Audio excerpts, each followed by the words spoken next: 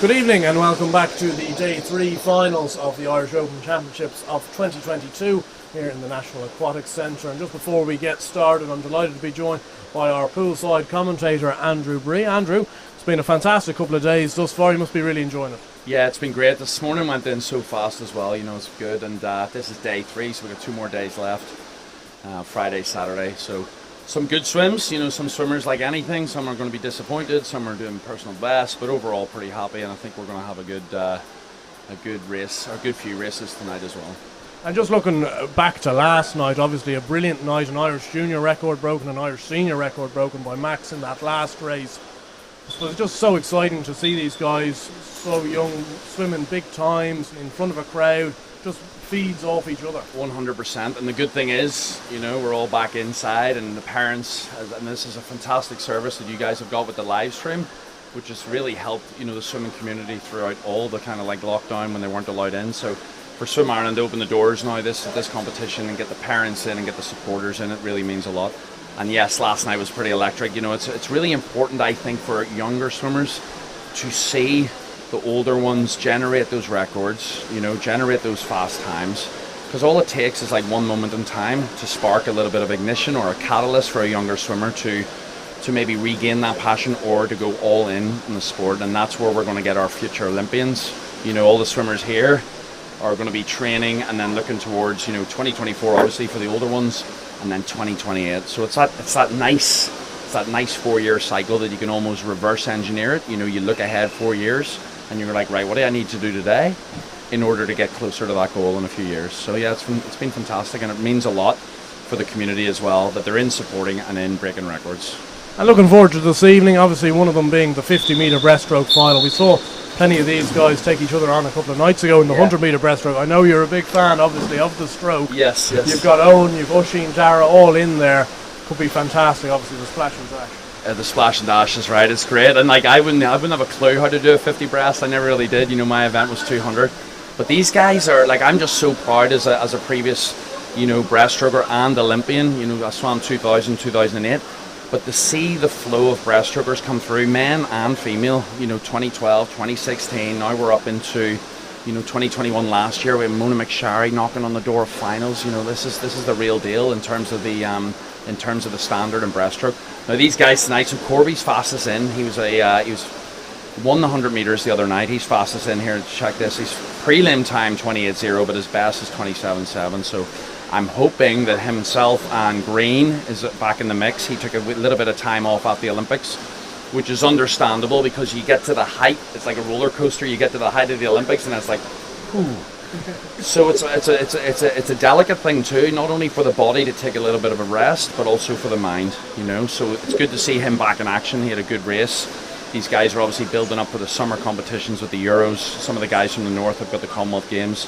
And then Cook, the youngster Cook, he's based over in Edinburgh now. He's come on huge. We've seen his sister there earlier. She's thrown down in the 50. I was chatting to his parents the other night. So you can just, as you're chatting to these swimmers, you can just see the love and the passion they have for the sport, and the fact that the breaststrokers makes it even better, So it'll be good final tonight. There's nothing between them there. Look, 27.7, or sorry, 28.0, 28.1, 28.6. Andrew Moore also training originally from Galway, and he's 28.8. So it's going to be right down to the wire, and especially in a 50, it all comes down to getting off the start, and then those first 3 or 4 breakout strokes, and then timing.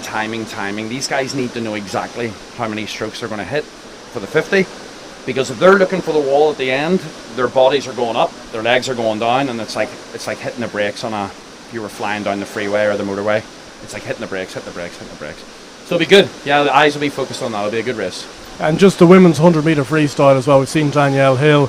She's just brilliant to watch in the water. She obviously took home a gold on Tuesday night, and she's got 2 very viable chances of taking home gold this evening as well. Yeah, big time. And it's good to see Danielle swim, not only freestyle backstroke, but she's very aware of how she can, we mentioned it, both of us mentioned it on the stream last night, about changing gears.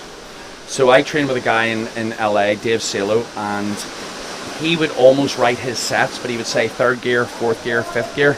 And it's almost that mentality of how do you slip into that kind of lower gear but get, revved up. And that's what she did in that race last night. She was behind half a body length, and then suddenly, see ya, just turned it on. So it's the beautiful thing to watch with her is how she can change that tempo. And it usually originates, you know, in the core and the body. So she's in, Catterson's fastest in on a 55.4. So she's a good bit up. Hill was looking pretty cruisy, really, with a 55.3 this morning. So we should see a good battle. Catterson training out of the National Centre up in Bangor. And then also Reardon's there. Caitlin McClaw had a good swim on a 59, but there's a big gap there, as you can see, 55s up to 59s.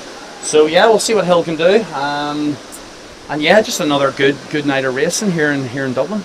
Yeah, very much so. And I can't help but just ask as the last question, how did you get into the poolside commentary? I think I covered a competition up in Northern Ireland once. I did the RTE Olympic studio stuff, so I finished in 2012. I missed the Olympics, and then RTE called me and they were like, Andrew, will you come in and do the studio analysis for the Olympics? And of course my first answer was, hang up the phone, no, I'm not going in on TV to watch everyone that I was just training with. Mum and Dad get on, you know, my mum's from Galway, Dad's from Sligo. And they're like, come on, it'll be good crack. Oh, and of course I did it, loved it.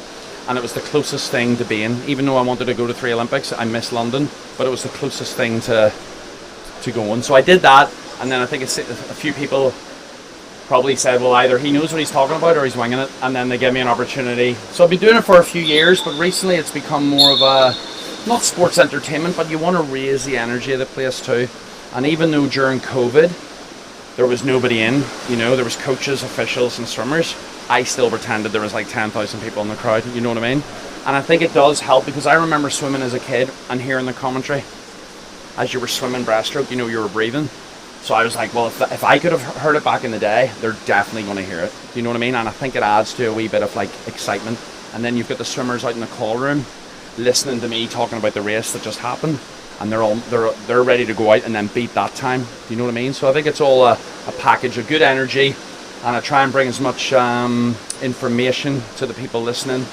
And yeah, I'm getting a good workout too. I'm running up and down the pool. You know, today I went barefoot, which was nice. You know, the other days were shoes. So no, it's great. It's a great community of swimming here in Ireland, and we're getting stronger and stronger and stronger. And we've got a good future. You know, it's all about inspiring those younger swimmers to show them, yes, you can make Europeans, yes, you can make world champs, yes, you can make the Olympics, and it's all possible. You know, we get the swimmers in place, coaching in place, organisation, all coming together, synchronised, and we'll have a good future. Yeah, very good to listen from Andrew Bree. Some fascinating insights there ahead of the Day 3 finals this evening. Myself and Nick will be bringing you that action alongside Andrew this evening, and fingers crossed it'll be just as exciting as it has been throughout the week.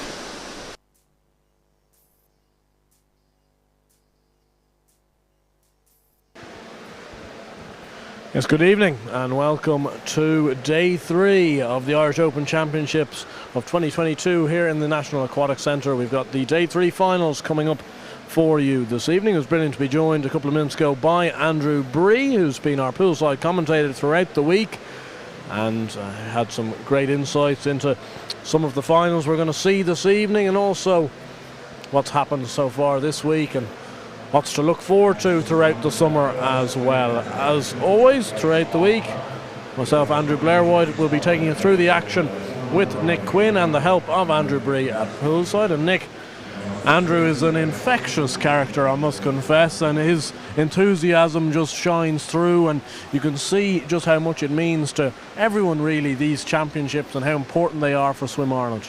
Yeah, absolutely. I mean, this is the first time we've had an Irish Open Championships since before COVID, so to see everybody around here, Andrew's that kind of really bouncy, full of energy character, double Olympian himself, so he's full of knowledge about swimming, and he just loves the sport and loves being involved. And you walk around pool deck with Andrew and he knows everybody, and he's saying hello to everybody and getting involved, and that energy is just infectious, and you can really feel it around the pool deck that there's excitement built in for this evening's finals.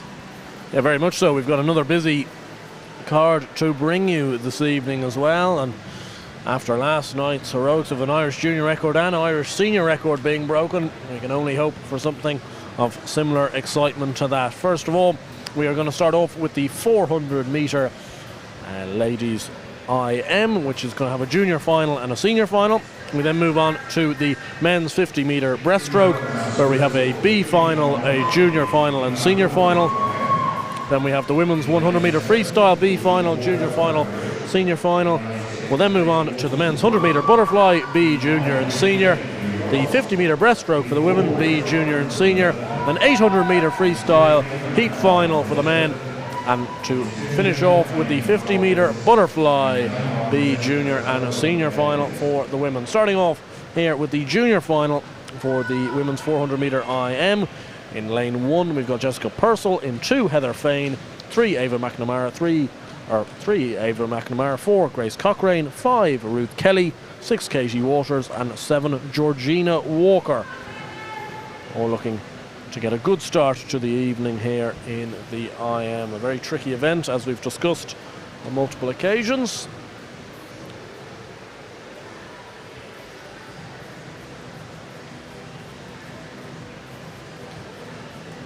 These girls are just standing on the blocks, or standing just ready to get on the blocks, waiting. It can be a tough enough time to keep yourself mentally right when there's maybe a little bit of a delay before the first race, but they're ready to go here, so looking forward to some fast racing this evening. Yeah, it doesn't look like we've got Heather Fain in lane 2, so nobody in lane 2. The other 6 ready to go for the junior final of the IM. All right, swim fans, welcome back to day 3 finals here at the National Aquatic Centre in Breaststroke, Dublin. You all know where we're at because you're here. So kicking off tonight's finals, we got the junior final of the 400 IM for the women. And we have our nice stacked up here as we approach 35 meters on the first length. Butterfly first, backstroke, breaststroke, freestyle. So we'll see here. So McNamara taking it out there in lane 3. She is entered in a 5:31. We only had 2 swimmers under the 5:30. We have a 5:27 from Cochrane in 4, and then Ruth Kelly was a 5:28. So this should be a pretty good race. Looking for around 34s there. Yep, stacked up nicely. So we approach now 75 meters. The girls are probably going to be around 113, 114.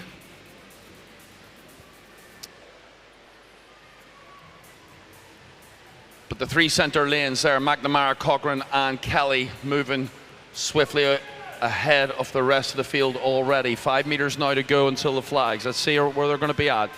Slightly under that 13 prediction, 112.59. Ruth Kelly hits the wall first, second Grace Cochrane on a 112.79, and then right behind her McNamara on a 113.98. Nothing really much there between those 3. Then we branch out to Waters on a 16. She's right beside Walker. Very, very close race there. Galway Banbridge out in lane 6 and 7. We have no one in 2. Jessica Purcell representing the Aer Lingus swim team in lane number 1. So junior final, big final coming up next. That's going to be a good old battle as well. Bit of info on that. Julia Knox fastest in. Amelia Kane beside her and Molly Main. So we'll be looking for a nice race. We'll be looking for nice races all night. All day and all night. Here we go. So 155.0 to 155.2. Cochrane's dropped back a little bit. So New Ross, Lisburn and Lurgan all here in the mix. 25 meters now. 25 meters to go until we get into the race decider, the breaststroke.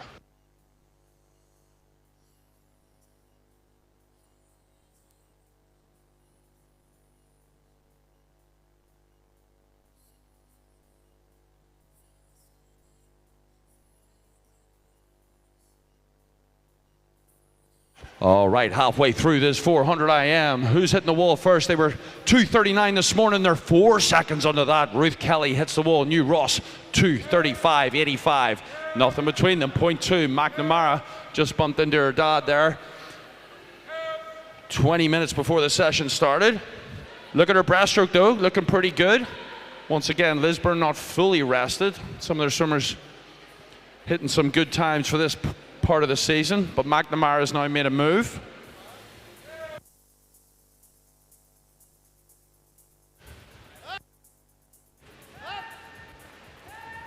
And then we might see Grace Kelly from Lurgan creep up a little bit. Looks like her breaststroke's pretty good. The New Ross swimmer pretty flat in the water on that breaststroke. But it's McNamara. She's made a move, 3:21.07. Ruth Kelly now 3 seconds back, 3:24.9, and Grace Cochrane has definitely closed the gap there, 3:25.89. Walker just over 3:30. Nothing between Walker and Waters in 6 and 7. Good wee race there. That'll come down to the freestyle. But McNamara, look at her go. 25 meters to go now until she finishes 300 meters. And ready to get into that freestyle. If she maintains that lead, she's going to be okay. She's going to take this win. Ruth Kelly holding on too.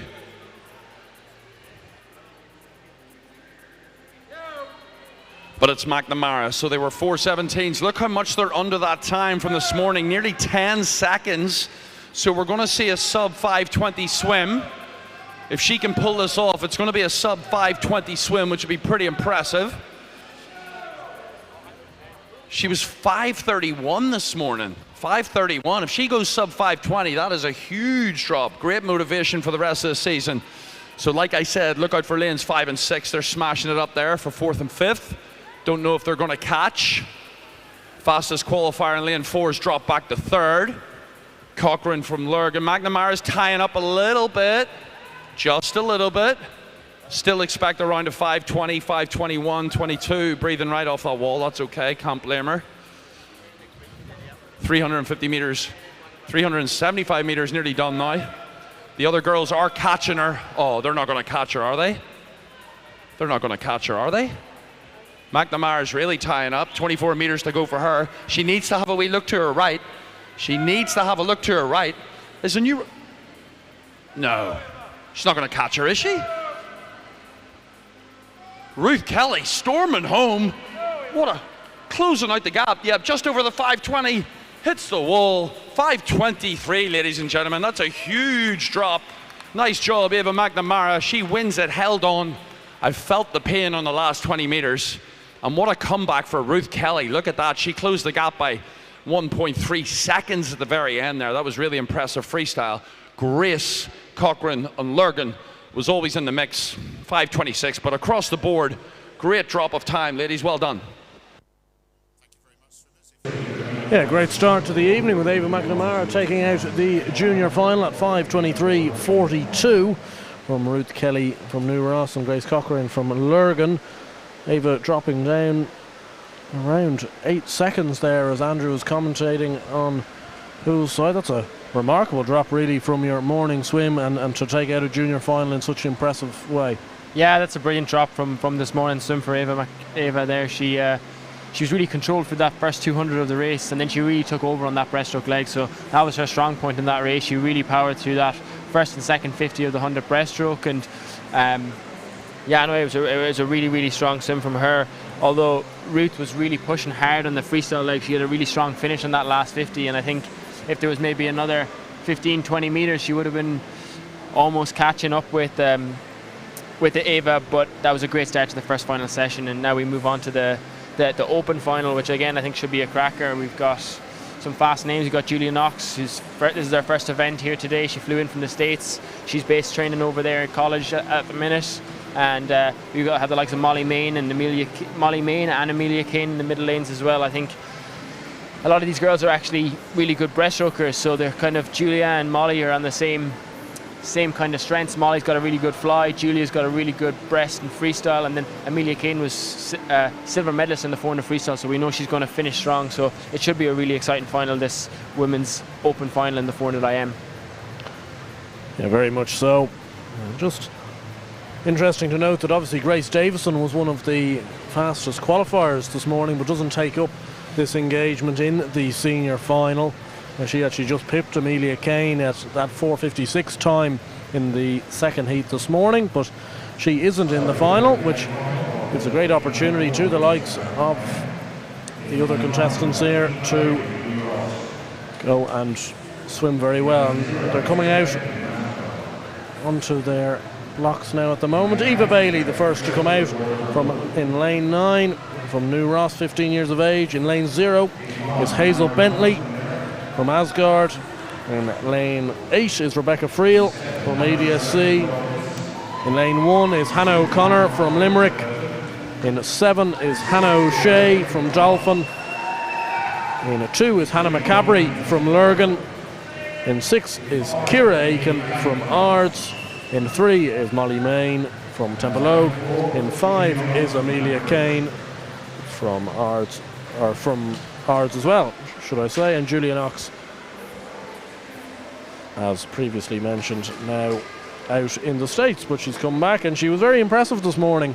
She was very impressive this morning. She definitely was working the whole way through a 400 IM. I don't think anyone ever finishes a 400 IM and isn't feeling it's a really tough event, but she was working hard, so she will have gone back and looked at her splits and looked at her race and seen if there's any improvements to be made, where I think Molly was maybe controlled a little bit more on that breaststroke and the freestyle, so be looking to see if she can improve on her time of 5:03 from this morning and look to go sub 5 minutes. I think that's definitely on the cards for Molly, so it should be a good race here. Yeah, it could be a really good start to our day 3 finals here, the 400 IM senior final. Julia Knox, the fastest qualifier this morning, in lane 4, Kane in 5, Molly Main in 3. The 3 main protagonists here in the IM final. All right, here we go, folks. A final women's 400 IM there. Nice breakout swim from Julia Knox. So it's going to be Main, Knox, and Kane. Look out for those 3. Aiken's also in the mix, and then McCabery out in lane number 2. Fastest qualifier in was a 4:54. We have 2 swimmers under the 5 minutes. But as we've seen from that junior final, we hope to see a nice drop in times. Everyone's got home nice and early, rested up, maybe a little power nap. Here we go, first 50, 30.71. Molly Main's taking it out. Knox is in 3rd. She's a 31.4. And then we have Hannah O'Shea from Dolphin on a 31.1. Nicely done, but Main is taking this out. Main is going for this now. They're all going to be under. Few of the swims this morning, all added time, not exactly as fast as their qualifying times or their personal best times. So we should see a good drop in this. We were 107s this morning. We're already going to be under that, probably 6s. Yep, 106.90 for Amelia Kane. She came back nicely there in the last 7 meters. Second, Hannah O'Shea holding on. She took it out first, 106.98. And then in 3rd, we have Molly Main on a 7.11. All right, backstroke time here at the NAC. Kane, higher stroke rate. Look at her go. She's holding on there. A little bit of head movement, but coming through now. 35 meters into this backstroke leg. It's evening up. Julia Knox still in the mix. All very similar tempos if you look at their arms. Then we have O'Shea dropping back to 4th. She's in lane number 7. Here we go, turning now, 145.11. We're very similar to this morning's splits. So if it's all going to hang around that area, we should see around a 450, 451. If these girls are ready to race. Breaststroke coming up, I cannot wait. So Knox has now moved up a little bit. She's overtaken Molly Main just slightly. I'm talking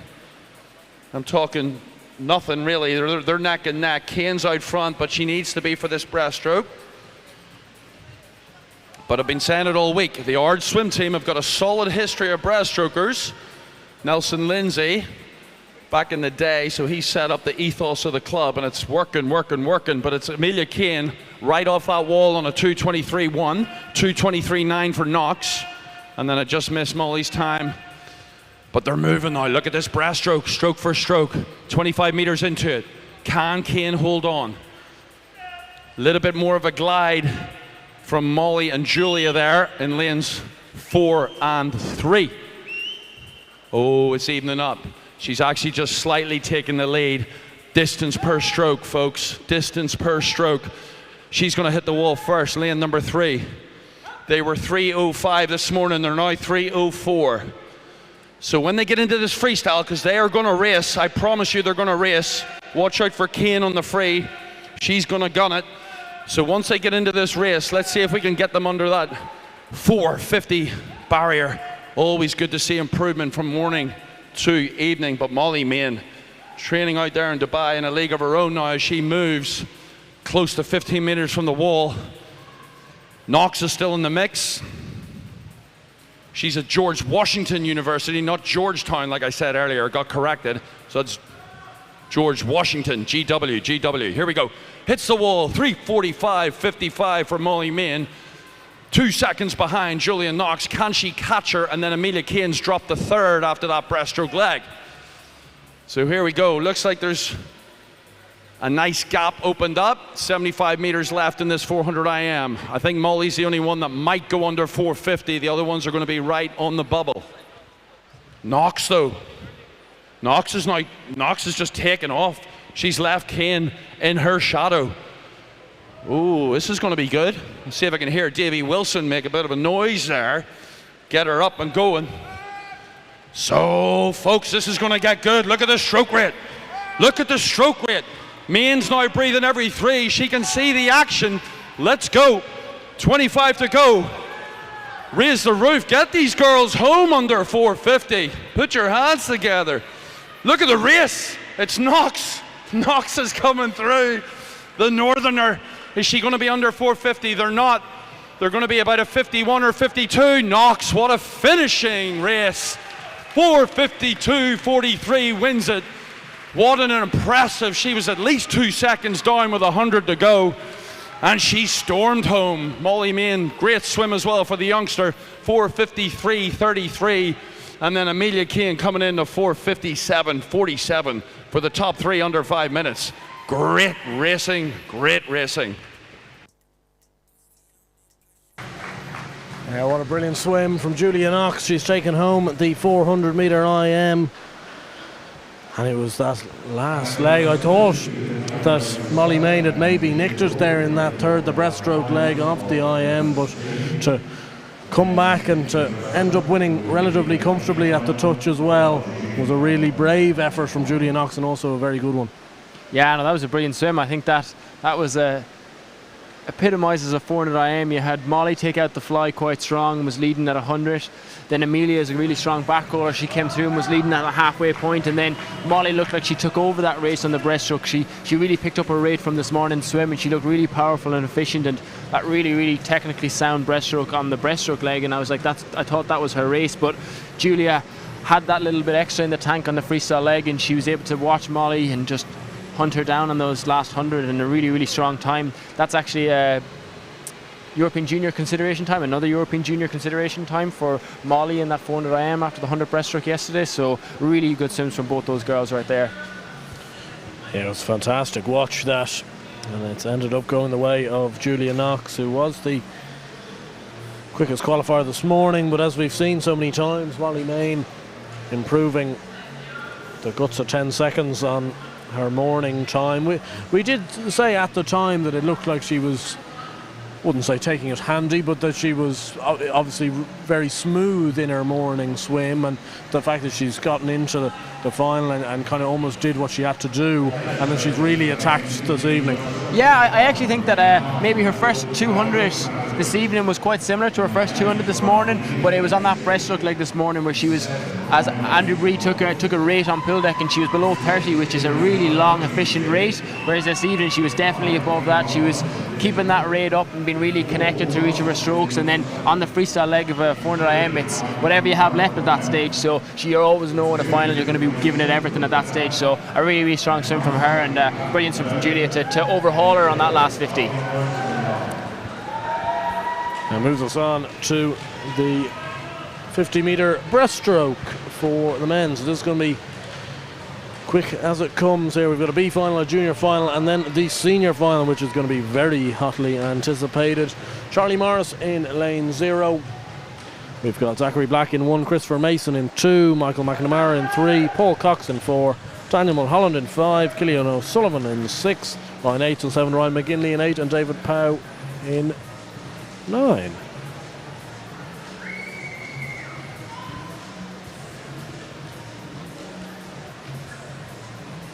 Looks to be actually a change on the scoreboard to the timesheets we were given. It's going to be Lorcan Cowgill in there at lane 9, not David Pow. So that's just a small little change of what we said. This is going to be fast action stuff here. Paul Cox, the only one of these to go sub 31 this morning in lane 4. All right, look out for lane number 4 now. He's slightly off his best. His best is a 30.0. Paul Cox from Lisburn, so let's cheer them on. Let's get someone in this race under 30 seconds. The breaststroker's coming through, 25 in 13.3 seconds. And it is the race leader, Paul Cox. He's moving now, 50 metres to go. Half a body length up on his teammate, Mulholland. So it's the Red Caps of Lisburn representing on this final. Here we go. Can he get under? Ooh, 30.33. Mulholland 31.2. And then finishing off the top three. Have we got a joint second? We do. McNamara coming home there in a 31.2. Good job. That's why I couldn't see the number 3. So 30.33 wins it. Yeah, really strong swim that again from Paul Cox. I noted just before the race he was the only one to be sub 31, and he's done that again here. 30.33, shaving off half a second on his morning time.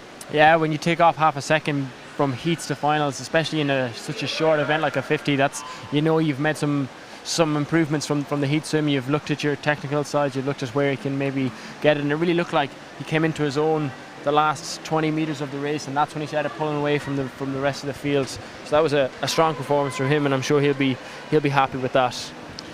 I think when you've got such a strong senior final in this event, a byproduct of that is always going to be strong swimmers in a B final like this. Yeah, for sure. Once you have that some world-class athletes at the top of the field, and that really trickles down and it makes the B finals a lot more competitive and a lot closer, and you really see that in the 50s in these events where they're almost a blanket finish across a lot of these finals.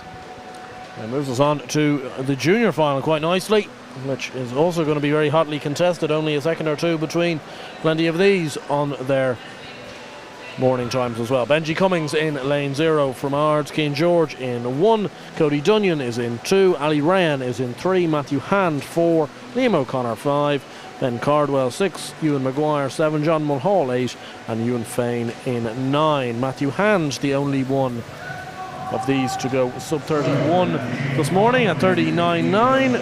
Liam O'Connor though only 31.11, so it just shows you the very fine lines in these types of finals. Yeah, definitely. There's nothing in it.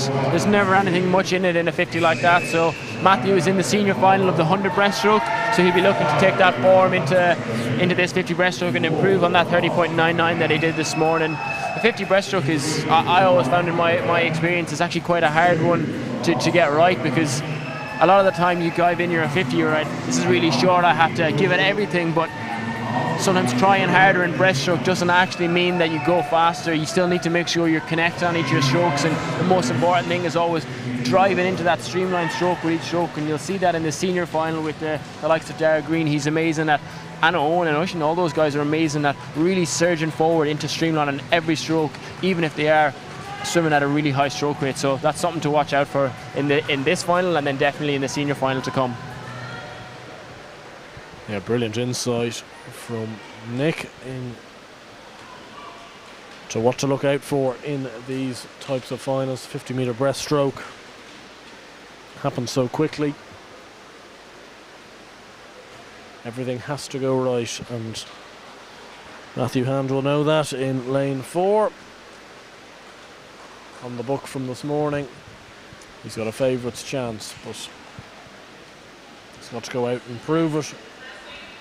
Yeah, another really key aspect of an event like the 50 breaststroke is you have to really nail that breakout, that underwater phase off the blocks. You have to carry as much momentum. Breaststroke is the slowest of the 4 strokes, so that momentum off the dive, you really have to carry that through into the first couple of strokes as well as you can, and those are the guys who you see will get to 15 the fastest, would be the guys who carry that momentum off the dive the best. It should be a good one, this, the junior final of the 50 metre breaststroke. All right, good starts all across. Fastest qualifier, Matthew Hand in lane number 4. Look at the breakout though from Liam O'Connor, 10 euro. That was nice in the black cap. Couple of Ards guys in here, all mixed up. So 30.99 was the fastest in, but it looks like O'Connor's wrapping it out now. Look at him go. Also over there in lane number, it's Cody Dunyan in the mix too. It could be anyone's game. Hand is coming back with that strong kick. It's anyone's game. 50 to go. Who's going to win it? O'Connor wins it. 30.79. Smashing that 31 barrier. Hand takes off another chunk of his PB. 30.86. And then Ewan Fain from Dolphin on a 31.66. Yeah, it goes to Liam O'Connor, a pulsating finish, a blanket finish at that, just a second between all 10 swimmers. And it goes to Liam O'Connor in lane 5 for Ternier, 37.9. Matthew Hand, a very honourable swim, 38.6 again, breaking that 31 second barrier.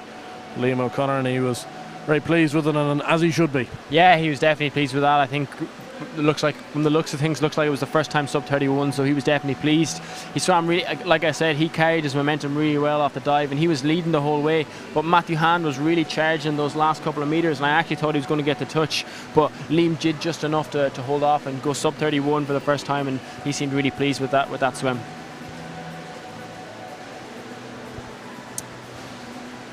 It was interesting watching the stroke differences between Matthew Hand and Liam in that final. Liam was really upright every time he breathed, whereas Matthew was a little bit lower in the water but was really driving through. So it's interesting to look at the technical differences between the strokes and see how these guys find the most efficient and quickest way through a 50-metre breaststroke. It's something to watch out for, and it's something you'll be looking out for in this senior final as well, because Dara, Owen and Oisín all in the central lanes will have slightly different techniques and different things that they're focusing on to try and get down this 50 metres as fast as possible.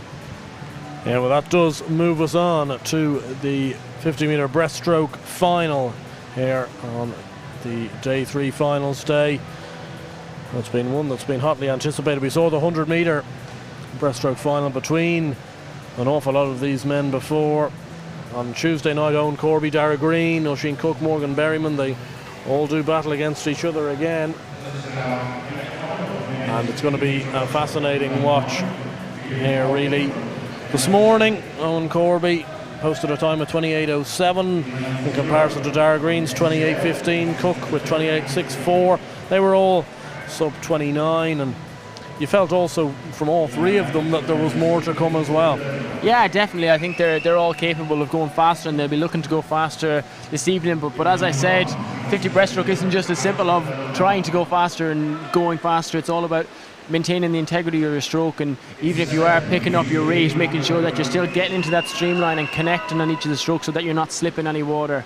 So those boys will have that in their minds as they're getting ready to get on the blocks for this final. Yeah, they're announcing out the swimmers for this final. Take you through them now myself. In lane 0 is Andrew Feenan, 21 years old, from NCL down in Limerick. In lane 1 is Alex McClellan-Marr, also from NCL, 20 years of age. In lane 2 is Morgan Berryman, 25, from Larne. In 3 is Oisín Cook, 21 years old, from Tuam. Owen Corby in 4 from NCL. Dara Green in 5 from NCD. Dermot Sutton in 6 for NCL. Matko Makrovic is in 7 for UCD. And then 2 for the home club NAC. In 8 is Nikita Verdernikov. And in 9 is Killian Colvin. So this is one of the big finals we've been looking forward to. It'll be a blink and you'll miss it job here. Corby 4, Green 5, Cook 3. You'd have to think that's where the winner's going to come from. I think so. I think you've got those 3 guys in the middle lanes, and you've got the Irish senior record holder in Dara. He's obviously more focused for the summer meets. He's in through training at this. And then you've got Owen, who's the Irish junior record holder, both looking to go sub 28, I'd say, in this 50 breast. Yep, there. On the marks here. Over to Andrew. Oh, this is going to be fast, folks. We're expecting some 27s in the house tonight for this 50 breast. They're up and at it. So it's Green and Corby fastest in. 28 lows coming through the 25. It looks like it's Green. He's at 12.02. Is that possible? He's moving. Corby's now getting back. Corby's still in the mix. Longer strokes. I think it could be Corby, folks. 6 meters to go. Green's not giving up, though. Let's see if they get in that 27s. 27.99 wins it for the youngster Owen Corby. Nice job. 28.22 for Green.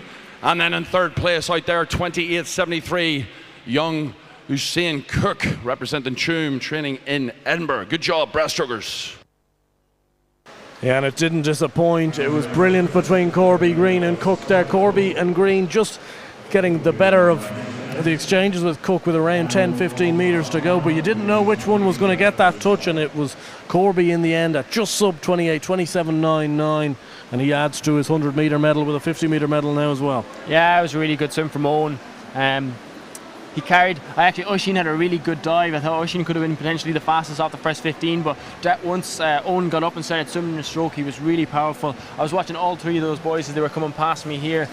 the surge that they're driving into that streamline is so powerful, and that's where they're really carrying their momentum into that. So that was a really strong swim from Owen to go sub 28, and Dara to be right on with the time that he did this morning. And Oisin will be, all three of these boys actually, not just all of these, will be looking at the 200 breaststroke tomorrow. So it's a busy schedule for them, but a great race there. Yeah, very much so. Owen Corby beats Dara Green and Oisin Cook in a pulsating finish to the 50-metre breaststroke. Also, Dermot Sutton, 29.39 this morning. He goes sub 29 himself over in lane 6. A very, very good swim from him. He'll be delighted with that. Plenty of them will be. There's some very honourable swims in behind, and just the fact that obviously you're dealing in illustrious characters here in Corby and Green and Cook, you know, some of the best you're going to come up against. Yeah, Ireland have traditionally had a really strong male breaststroke crew. So when you're always in there fighting for medals, you know you're in good company, because we always have some fast guys who are ready to go on the 50, 100 and 200 breaststroke. So to go sub 29 is a really good time, and I'm sure Jim will be really happy with that. He's down in Limerick, so he'll be training with Owen all the time. So those two guys will be pushing each other along, racing against each other, going head to head in training, and that's ultimately how you get the best out of each other. It moves us on to our next event, which is the 100-metre freestyle for the women's. This should be, again, more excitement on offer, and we've first of all got a mixed class final here. Just the two, Amy Sheridan in lane 4 and Shifa Brady in lane 5. So, as is always the case when you have these small quantity races, it's all about the clock for these swimmers. Amy Sheridan was 1:11.99 this morning. Brady just sub 1:30 at 1:29.85. Will be just looking to better those times. Yeah, definitely they'll be looking to better those times. Amy's already achieved the minimum qualification standard for the World Para Championships later on this summer, so she could be just using this meet as a training meet to nail down her race processes, because her eyes will probably be looking at the summer to swim fast out there. She's a busy schedule, she's been in a lot of events, and she has more to come, so this is just a racing processes, I think, for this meet for her. Yeah, great opportunity to get more swims in the legs, and go here onto the blocks. Got Sheridan in 4 and Brady in 5. We hand it over to Andrew for the first of the 100-metre freestyle. All right, our multi-class race underway here. Amy Sheridan and Shifa Brady. We have two separate times here, so they're going to be racing against the clock. So Amy there in lane number 4, 18-year-old training here at the NAC. She's seed time of 1:11.99. 1:11, so she's going out here in about a 33, just over 34.29. Needs to be bringing that home in 36 point. So that would be good for her. Shifa Brady's on a 42.7 at the 50. And her seed time of 1:29.85. So it'd be good to get some personal best time here on the clock for these two athletes. 15 meters to go now for Sheridan. Brady approaching 75 meters. So 1:11.99. I'm thinking she's going to go under, maybe a 10. Nice swim, 1:10.93, nearly a second faster. That's impressive. 1 second over 100 meters now. The next swimmer, can we go under 1:29? I can't see the big clock at the minute. Once that board hits, we lose the big clock. But here we go, 1:29, is she going to be under? Faster than this morning, faster than that previous seed time. Good job for the two swimmers. Next event coming up. Yeah, good swims from both Amy Sheridan and Shifa Brady, both improving on their morning times, which is always great to see. Amy Sheridan going just sub 1:11 there, Brady 1:29.39, so good improvement from the two of them.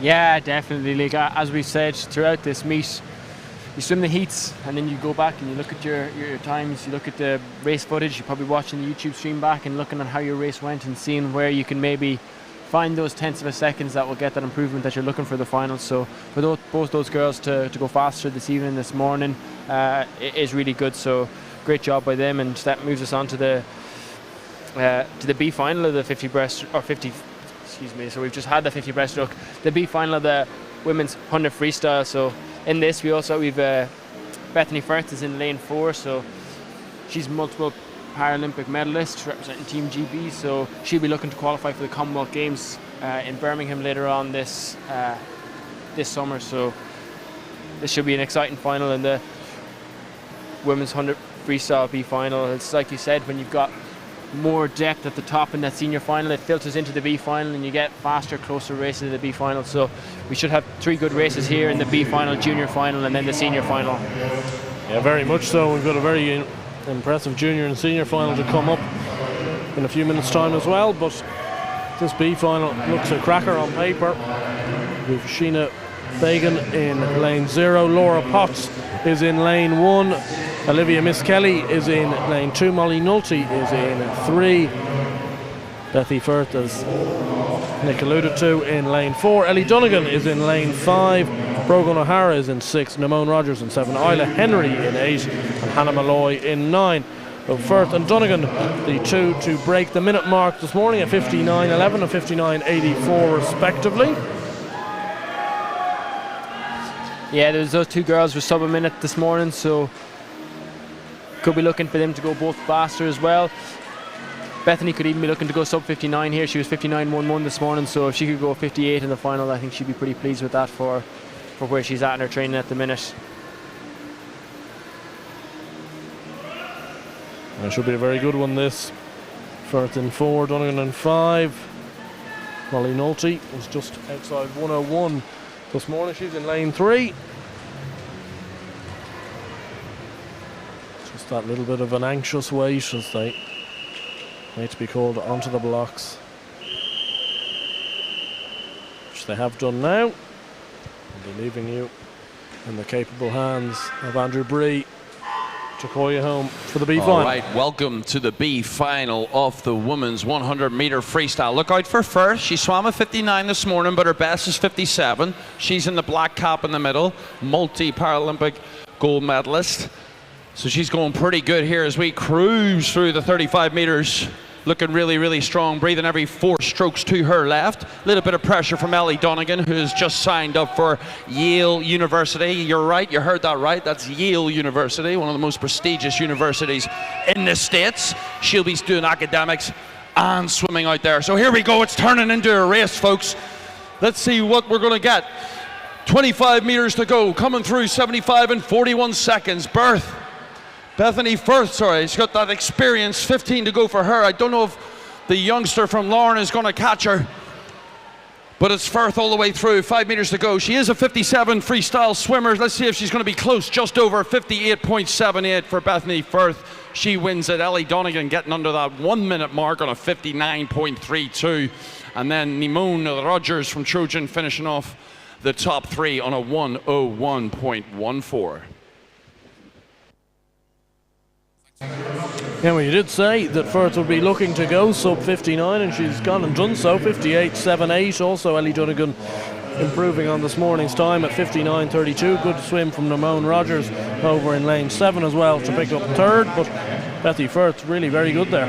Yeah, she looked really strong throughout that 100 freestyle, especially on that second 50. A really strong kick. She had that 6-speed kick that was driving her along, and she was stretching out, making sure getting that high elbow catch, and really powerful swim for her. So she'll have a busy summer. She'll also be looking to go to Para World Championships and the Commonwealth Games, so she'll definitely have a busy summer, and it'll be interesting to see how she's to follow her throughout the summer as she's racing.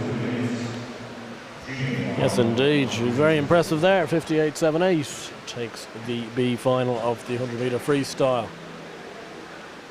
Leads us nicely on to that junior final.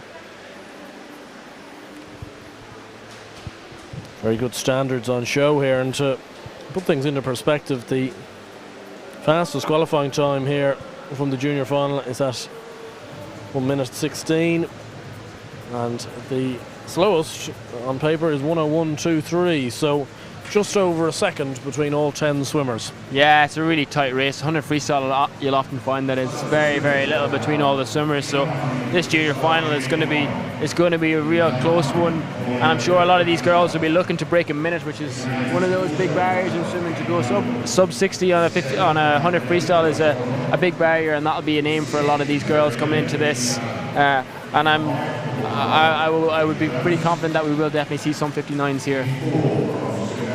We've got Sophia Quigley in 0, Orla McAndrew in 1, Leah Bailey in 2, Rosalie Phelan in 3, Rosie Whitten in 4, Ava Jones, who was very impressive last night, in season 5, Nisha Allen is in 6, Grace Conroy is in 7, Amy Noble is in 8, and Molly O'Brick is in 9 on the far side there.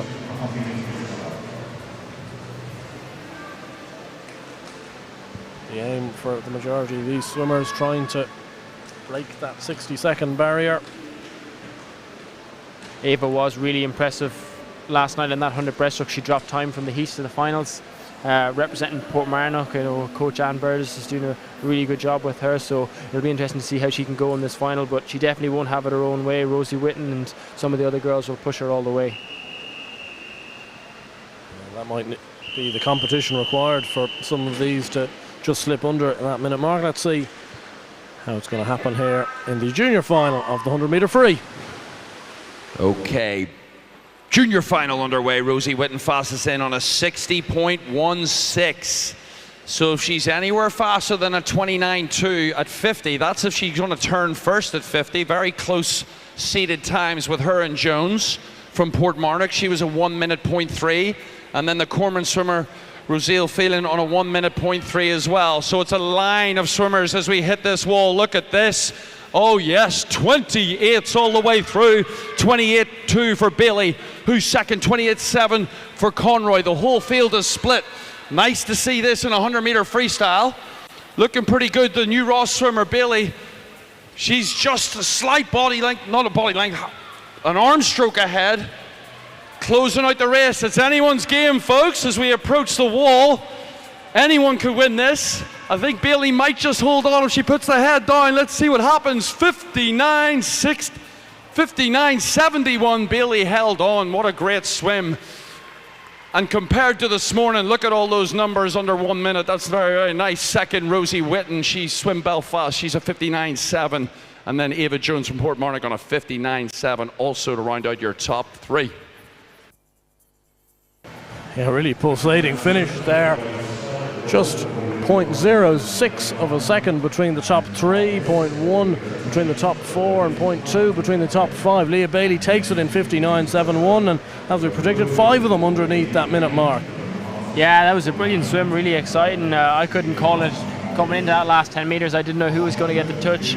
Rosie Whitten and Ava Jones were really powering on that last 15 metres even, and I thought one of them might sneak it, but Leah Bailey just did enough. She took it out strong. She led at the 50 metre mark, and she was probably just about in front for the whole race, and she did enough to hold on. And as we said, we were looking to see if some of the girls would go sub 60, and we had 5 of them do it, so I think they'll all be really pleased with that swim. And as you said, when you've got such a tight final like that, they all push each other on and get the best out of each other. And now we move on to the senior final, which again should be a really, really exciting race. Was looking at these heat sheets and these final sheets, and you got Victoria Catterson for Danielle Hill in 3 and Erin Reardon in 6. They were 3 of the girls that were on the Irish senior record-breaking team at the European Championships. Add in Mona McSharry, and that was the relay. So they'll be looking to again push each other on and see if they can make a European Championships, make the consideration time. If you add up their 4 times and they make the consideration time for the European Championships, then that will bring a relay out there, and that'll be really, it's always great. I loved whenever I had an opportunity to be part of a relay. So swimming is an individual sport, but when you get the opportunity at a major championships to swim, I really find you can get that extra little percentage out of yourself. So I know the guys that I trained with love to swim at relays, and I know those girls last year were really, really invested in those relays and trying to break those Irish senior records and trying to qualify for the Tokyo Olympics. And we ended up getting a men's 4x2 team to the Olympics, which is the first time that Ireland has had a relay in the Olympics in many years. So it was a great achievement. So the relays really do drive on individual performance and collective performance. So they're a really powerful tool that way. Yeah, it'll be a fascinating watch this, the 100-metre freestyle final.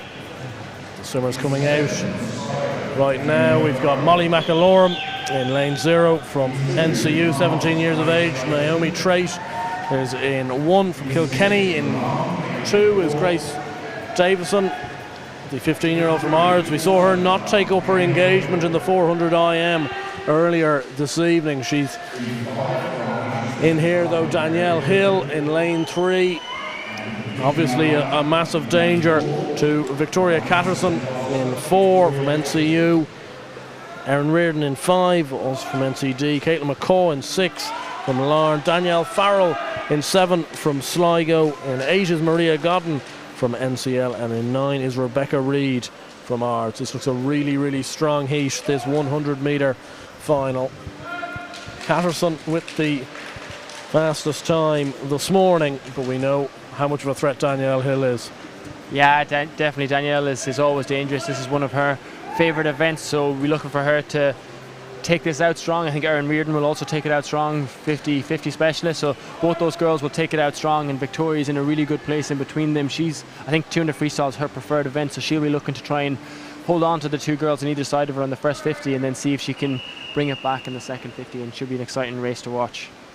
Yeah, this will be a fascinating race to watch. Could be very tactical here. Will be interesting to see what happens. Andrew Bree, the man to call them home. All right, this is going to be a good final. Catterson fastest in on a 56.03.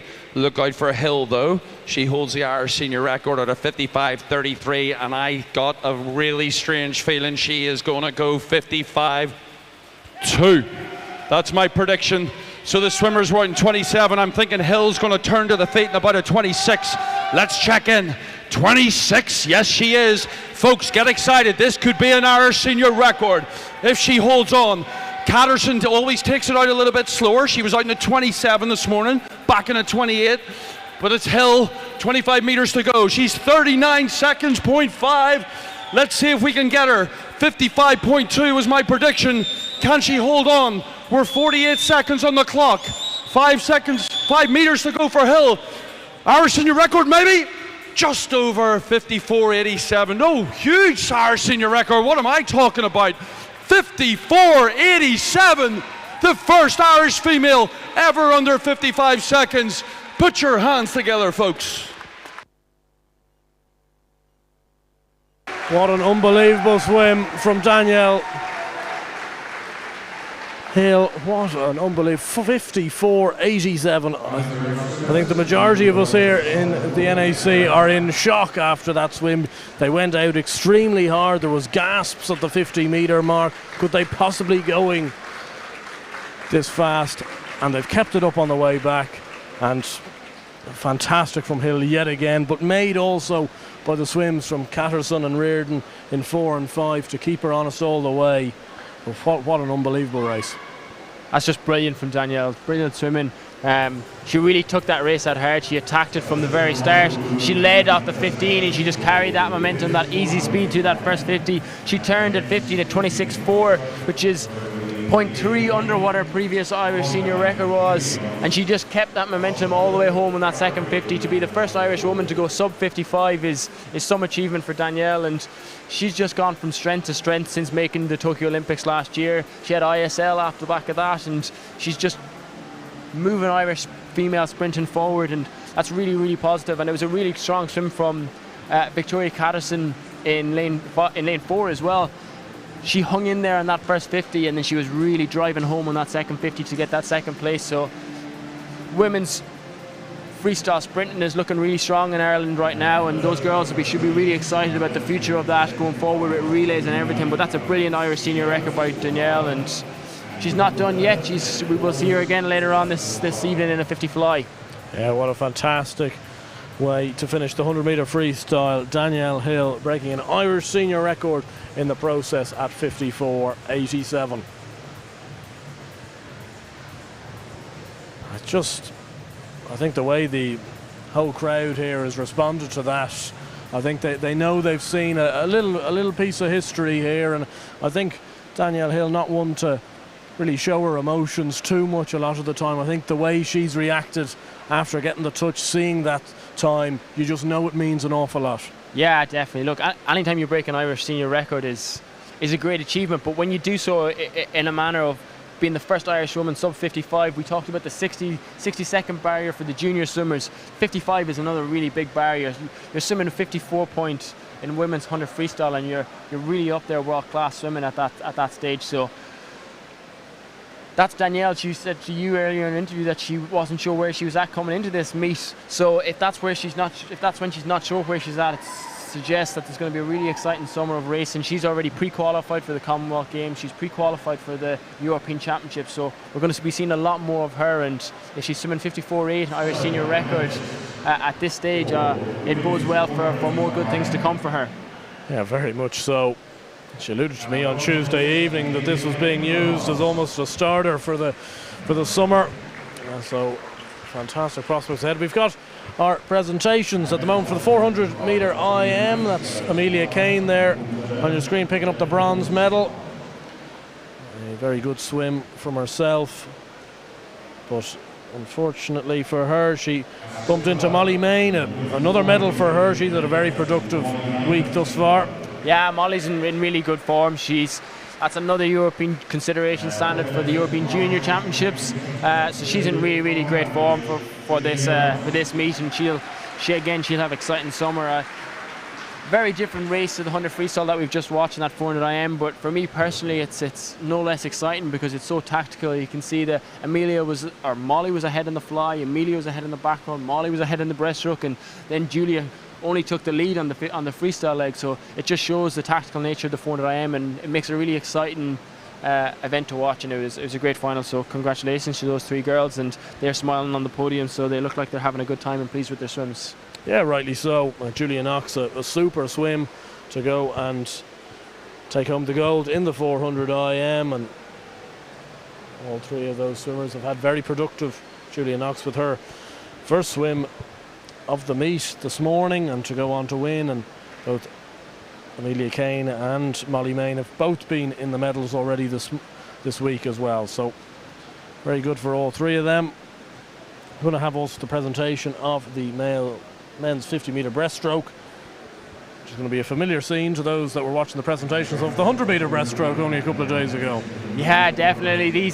I'm just looking at these guys as they're getting ready to go on the podium. It's not on our screens yet, but they're just chatting away, and they know each other so well because they've been racing each other for years, going head to head. And as we were saying earlier, that men's breaststroke is so strong that these are three really international standard athletes that are going head to head, and that's just brilliant for us to have here at the NSE and be able to watch it. And I think we're going to get the same thing again tomorrow in that 200 breaststroke. I know personally I can't wait for it. It'll be my favourite event. And Oisin getting his bronze medal from Tuam, he's actually over in Edinburgh training at the minute, so he's in the same programme that I was in for the last number of years when I was swimming. So he's trained with Edinburgh University with Matt Trodden and Chris Jones, and now we've got Dara Green getting his silver medal. Dara's based here in the centre of Dublin with Steve Beckerleg, so he's pre-qualified for the European Championships, as we said. So he's just using this as a starting point to build towards that summer championships. And then Owen Corby doubling up in his 100 win. So 2 medals from 2 swims, 2 golds from 2 swims from him is nothing to be sniffed at. So I'm sure he'll be happy. Going sub 28 again is fast swim by anyone's standards. Yeah, very much so. I think all three of those men on the podium have just cause to be very happy with where they are at the moment. Remember in the short course championships before Christmas, it was actually Oisin Cook that came out on top twice in a row against Corby in these events. So it just shows you that there's fine margins between all three of these. As you say, Dara Green will be very happy given where he probably is on his progression towards summer events. The fact that he's pitching right in there at the business end must be very good signs for him. Yeah, definitely. I think he's definitely pleased. He'll be definitely pleased with his performances so far at this meet. When you already are pre-qualified for that, you're able to take a bit more of a long-term view. You're pre-qualified for the majors, you're able to take a longer view of the season, and that's what he's doing. He's just built himself back nice and slowly from the Olympics, and hopefully to get himself right into peak condition come those summer championships. And Oisin and Owen really know each other very well, because prior to moving to Edinburgh, Oisin was also based in Limerick, so they were training partners there. So those two guys are well used to going head to head in training when they were both based in Limerick, and then last year, and then short course, and now here again. So they're both similar age as well. So I think we'll be seeing a lot of those guys and Dara going head to head over the next couple of years. Yeah, brilliant times here, and we've seen some brilliant moments already this week. Just to think that it's only halfway through the day 3 final. We've still got Friday and Saturday to come. Plenty of brilliant events still to be lined up. But really, Danielle Hill has stolen the show this evening already with her sub 55 100-meter freestyle swim. If you've only just turned on, that was what happened, transpired around 10-15 minutes ago, and it moves us on to our next event, which is the 100-meter butterfly for the men. So we've got the B final to start us off with. In lane 1 is Aaron Peng. In lane 2 is Liam Mathers. In 3 is Ollie Brennan. In 4 is Dara Lynch. In 5 is John Mulhall. In 6 is David Leggett. 7 is Ben Riddle. And 8 is Barry McClements. So Dara Lynch, the only one of these 8 swimmers to have gone sub a minute this morning. Only just missing out on that senior final as well. So he's got a favourite chance in this B final.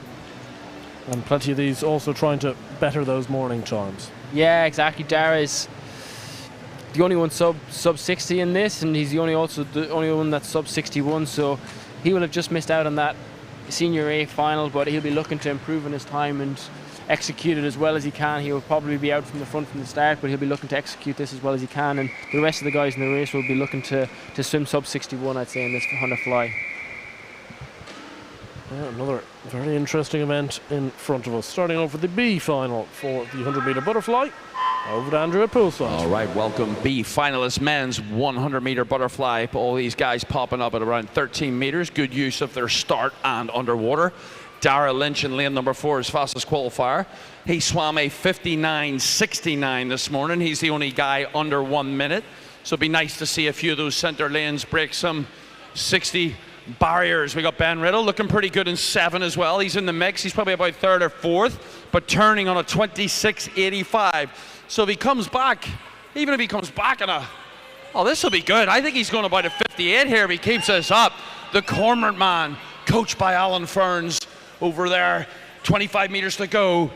Coming through that 75 with strength. He's now destroyed the rest of the field. He was a 59.69, folks. He's going to be a 57 high, I think, if he can keep this up. We're on 53 right now. Can he get in a few seconds? Maybe a 58. He hits the wall. He's tying up a little bit. Wins at 58.98. Another good chunk of time off his best. Second one on 104, David Leggett from Larne. And then in 3rd place over there in lane number 2, Liam Mathers, Banbridge on a 101.43. A great swim from Dara Lynch in 4. We alluded that he had a favourites chance, but he's gone sub 59 and has extended that margin over his competitors in that B final, and he'll be really chuffed with that, I'd say. Yeah, that's taken 0.7 off his heat swim there, so that's a really strong swim. And as we thought, he led from the start. He was powerful off the dive and on the underwaters, and he carried that momentum and used those underwaters again on the turn and drove all the way home on that second 50. And the rest of those guys, we knew they'd be close to going sub that 61 barrier. David Leggett was 61.04, so that's an improvement from this morning's time, and Lee Mogan 3rd and 61.43. A great swim from him as well. Yeah, plenty that will be delighted with their efforts there as we move on to the junior final here for the 100-meter butterfly. And in lane 0 is Alexander McMullen from Bangor. In 1 is Keane Mason from Kingdom. In 2 is Sean Donnellan from Glenalbin. 3 is Thomas Leggett from Larne. In 4 is Conor Johnson from Kilkenny.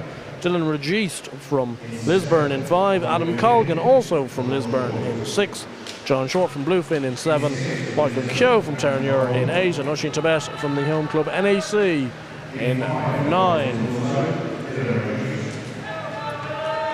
This should be an exciting junior final here. We have 4 guys in the middle of the lanes from Conor Johnson in 4, Dylan in 5, Thomas in 3, and Adam in 6.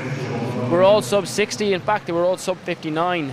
So look at those guys. I think those 4 again might be out in front of the field, but they'll be right beside each other and pushing each other along to see if they can improve on those heat times that they did.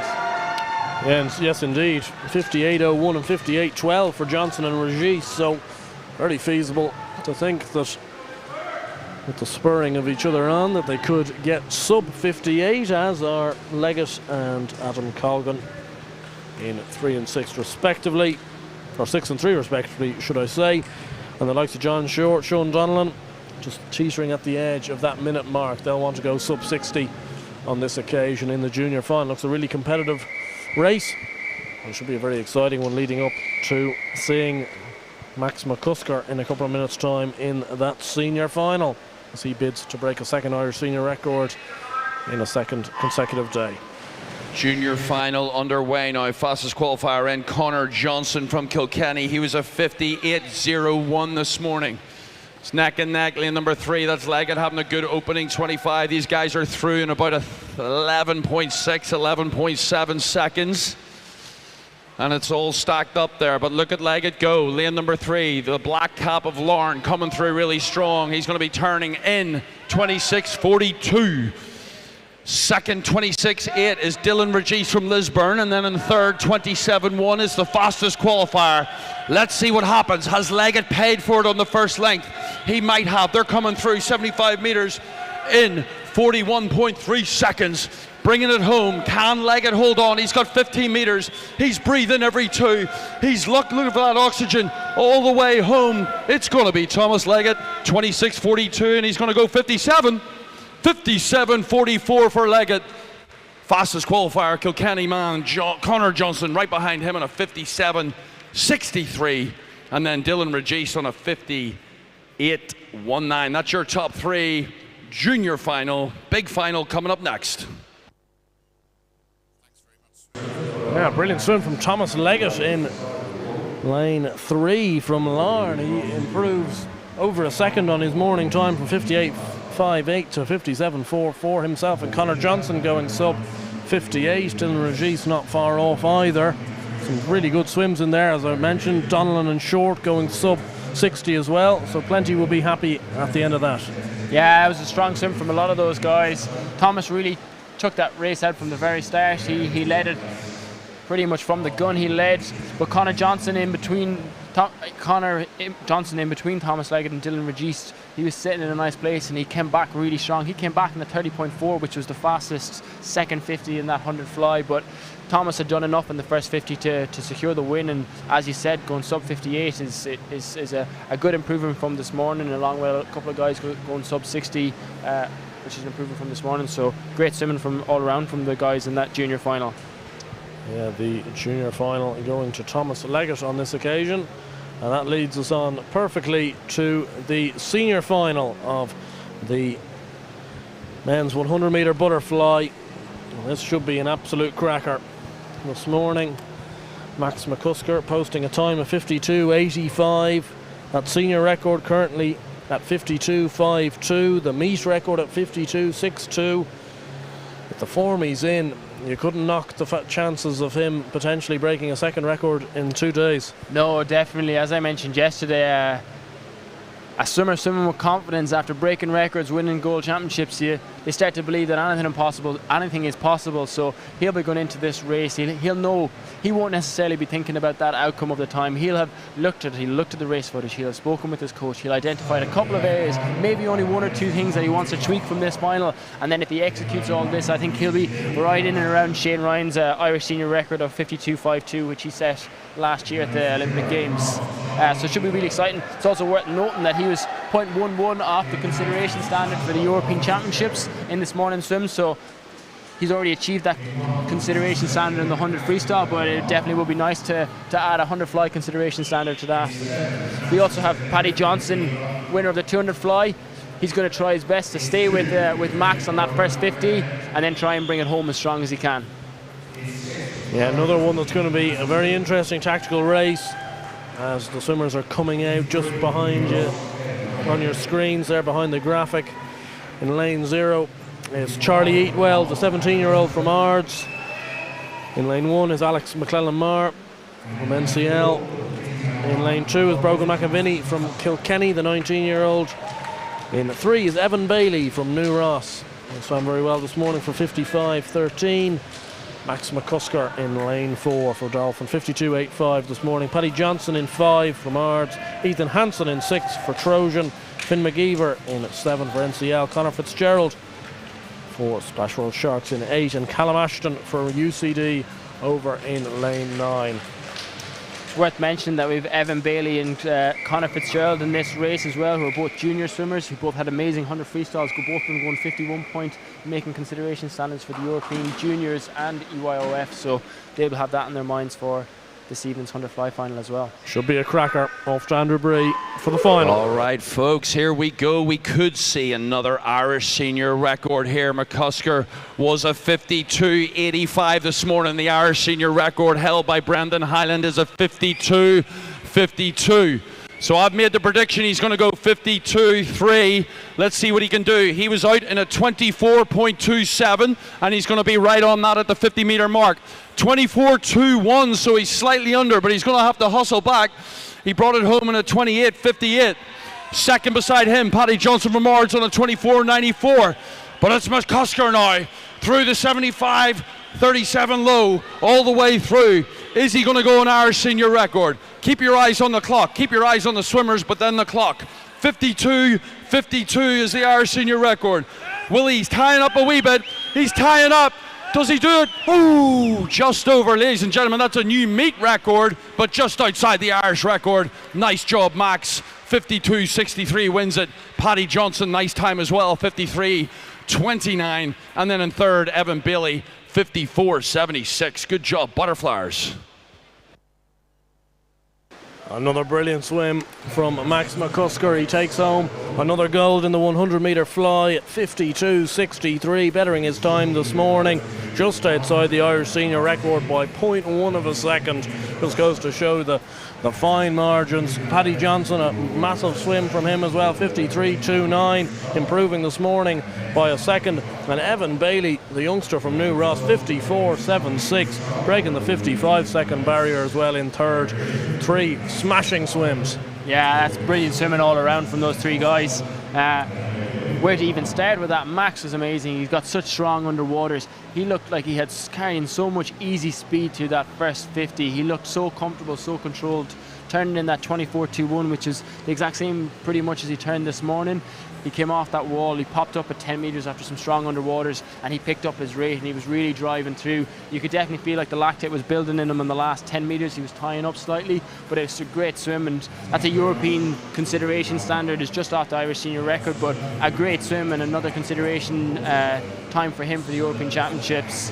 And Paddy was coming back really strong on that second 50, like we said, using that 200 fly speciality. I think he actually had a faster split on the second 50 than Max, but Max had done enough on that first 50. And as you mentioned, 54.4, a junior swimmer, Evan Bailey from New Ross. His coach, Fran Mona, will be delighted with that. That's another consideration standard for the European Junior Championship. So amazing swimming from those 3 guys, and a great race to watch. They'll be sore now getting out of the pool. They'll be getting into the swimming pool trying to flush out that lactic acid, but great swimming from them. Yeah, absolutely superb. And the 100-meter butterfly final goes to Max McCusker, his second gold in as many, or his third gold, should I say, in 2 days, beating Paddy Johnson and Evan Bailey. That moves us on to our next event, which is the 50-meter breaststroke.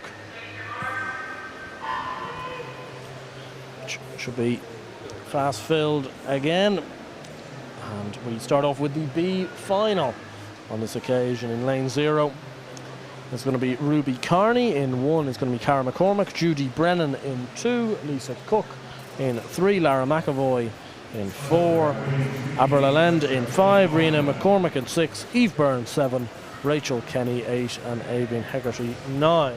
We're having a small little break time as they're about to get ready for the B final, which gives us a chance to rest, because it feels like it's been an action-packed evening, records flying around the place, and some brilliant swims on show.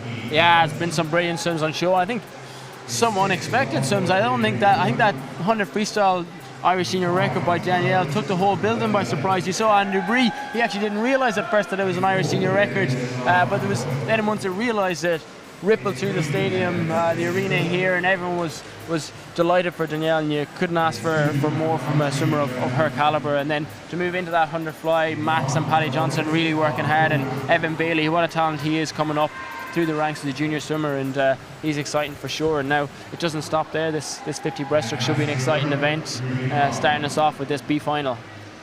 Yeah, very much so. Carney, McCormick, Brennan, Cook, McAvoy, Allen, McCormick, Burns, Kenny and Hegarty again are your 10 to go for the 50 metre breaststroke B final, which is going to be quickly followed by the junior final and the senior final. Then we've just got 2 more events after that. So best of luck to all involved here in the B final. It's going to be quick, and we're going to be handing you over to Andrew Bree. All right, fastest qualifier, Lara McAvoy in lane number 4. She's a little bit ahead of the rest of the field, 35.68. The rest of them are on 37s and 38s as we approach 20 metres of this race. She's slightly out in front. It's going to be coming through 25 metres in 15.5 seconds. So a 35 debate. Let's see if the rest of the swimmers can get into the 36s. Close that little gap on this first 50 breaststroke final. So we got the juniors coming up and then the A final. And as she tears away from the rest of the field, she goes 34.6 seconds. Nice drop there, Lara McAvoy. She wins it, representing Aer Lingus. Second is a 36.69 by McCormick. And then third, 36.74. Good to see those sub-37 swims. Yeah, proper swim from Lara McAvoy, going 34.6. She betters her time this morning by a second and was in complete and utter control of that race from pretty much flagfall there. Yeah, as you said, she led the race from the start and was really controlled and powerful the whole way through that. And to go sub 35, faster than this morning's time. A lot of those girls went faster. You can see a lot of 36s and that 34 from Lara representing Aer Lingus. It's really strong swimming for that B final of the women's 50 breaststroke, and sets us up nicely for these junior and senior finals to come in a few minutes. Yes, indeed. We've got the junior final coming up next. Sees a brilliant age differentials. We've got 13-year-olds up to 17-year-olds in it, and I suppose for those, you know, at that 13-14 age group, both girls and boys, we've mentioned it a couple of times just about the experience of being here and kind of being in the same arena when the likes of a Danielle Hill, Max McCusker, when they're breaking records, and the atmosphere is what it's like. You can just feel the kind of the place is buzzing at the moment, and to go out and represent yourself in a final must be a great experience. Yeah, definitely. It's experience building. It's building them up for future when they are the senior athletes and they're the ones that are looking to break an Irish senior records. That's what we're looking to do with these, exposing these swimmers to this kind of an atmosphere, and these other senior athletes, international caliber senior athletes, getting the exposure, seeing what they're doing in the call rooms, in the swim down pool, watching them do their priming, making sure they're warm before the races is invaluable experience for these guys, especially considering COVID. A lot of these people won't have been around these senior athletes for a long time because all of the events that we had were behind closed doors with very low numbers. So to expose these young swimmers to that is amazing. And I think that you also forget is a lot of these swimmers aren't swimming long course. So that's an added experience for them to come and race long course and get that experience as opposed to the short course 25 metre pool that a lot of these girls will be training in at home. So getting that long course experience in an atmosphere like this is just invaluable for these girls and boys moving forward, these junior swimmers. They're coming out now for the junior final, and we've got in lane 0 Anna McDade from Enniskillen. In 1 is Ava McNamara from Lisburn. In 2 is Jane Ryan from Athlone. 3 is Holly Clifford from Aer Lingus. 4 is Ellie Campbell from Trojan. Caramar in 5 from Terra. Julia Warkle from Longford in 6. Lexi Dunn in 7 from Dolphin. Leah Connell in 8 from Athlone. And Hannah McMaster in 9 from Ards. Very little between all of these, just over a second between all of their prelims times this morning. Ellie Campbell at 36-minute flat this morning, out to 37.03 being slow, so you'd expect a fairly blanket finish here in the junior final.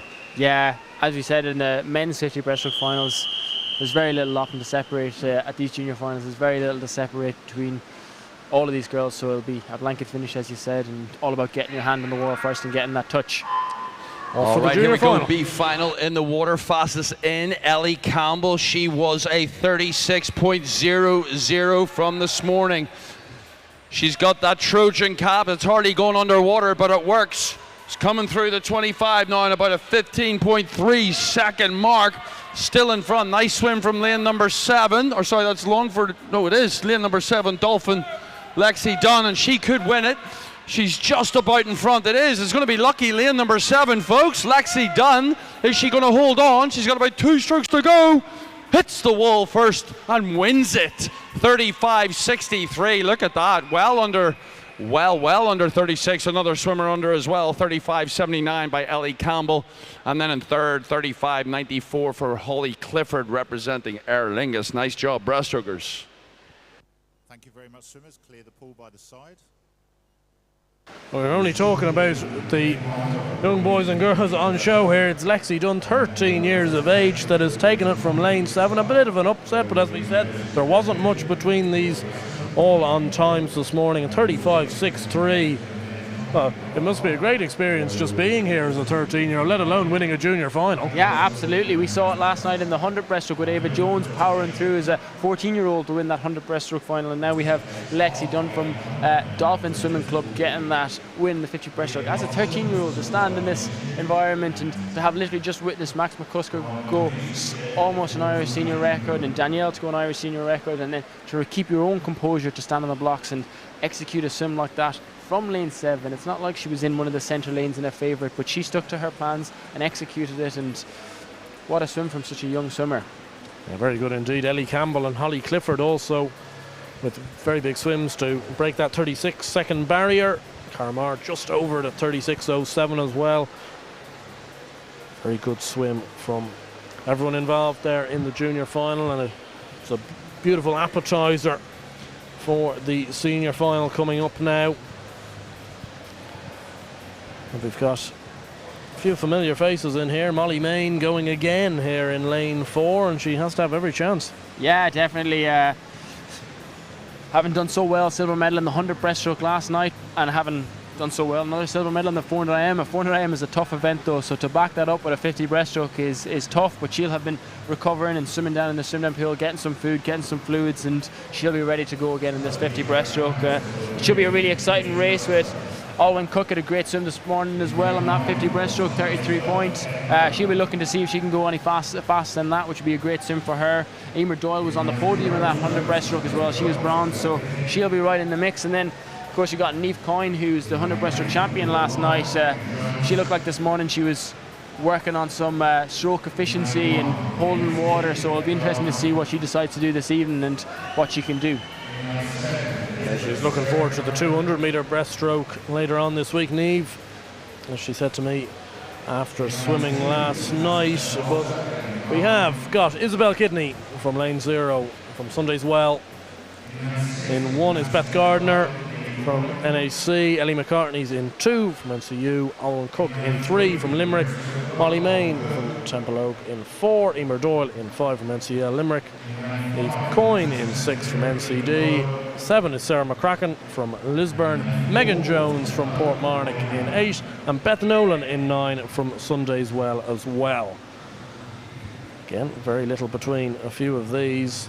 3 of them went sub 34 this morning. That was Molly Main, Emer Doyle and Alwyn Cook, and Niamh Coyne was ahead of us by 0.01 of a second. And as you say, a swim that you felt there may be a little bit more in the tank as well.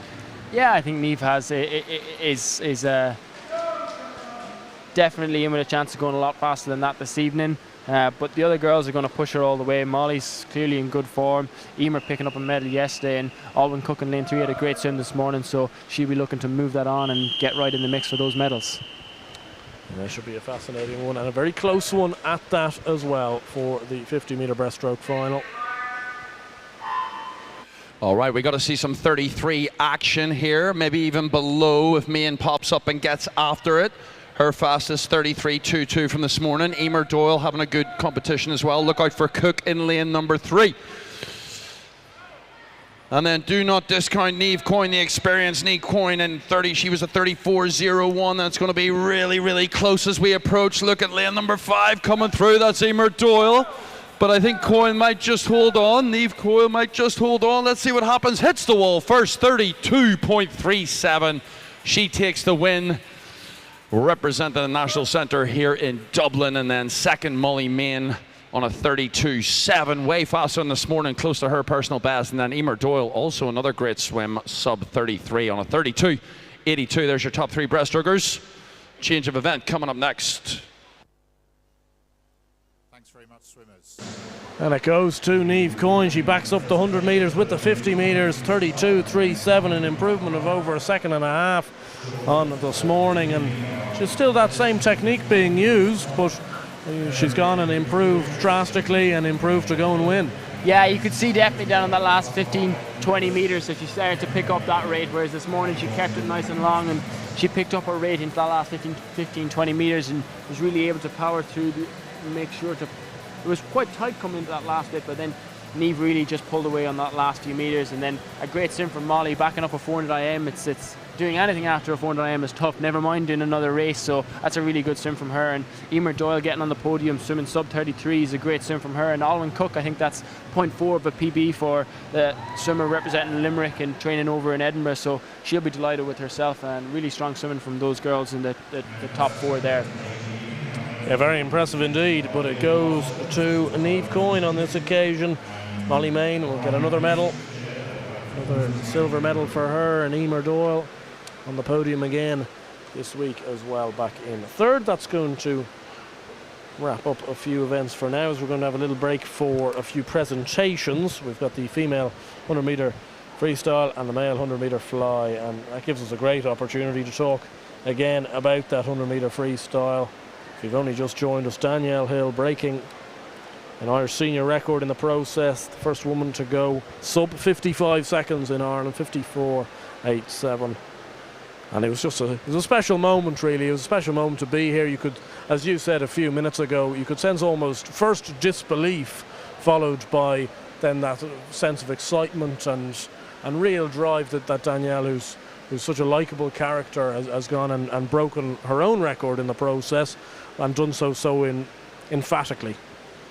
Yeah, it's just brilliant swimming from Danielle. She's, even though she said herself that she was using this meet as to prepare for the bigger international competitions later on in the year, to swim sub 55, an Irish senior record, is amazing swimming. She attacked that race really well from the first 50. She was well under her 50 split of her previous Irish senior record, and then she just held on that last 50, and to get that touch in sub 55, that really is a barrier, and you're moving into world-class women 100 freestyle when you're swimming 54 points. So it's great swimming. It's great to see her and Victoria on the podium having a bit of fun. So it was a great swim from Victoria as well. Great swim from Victoria as well to get that silver medal.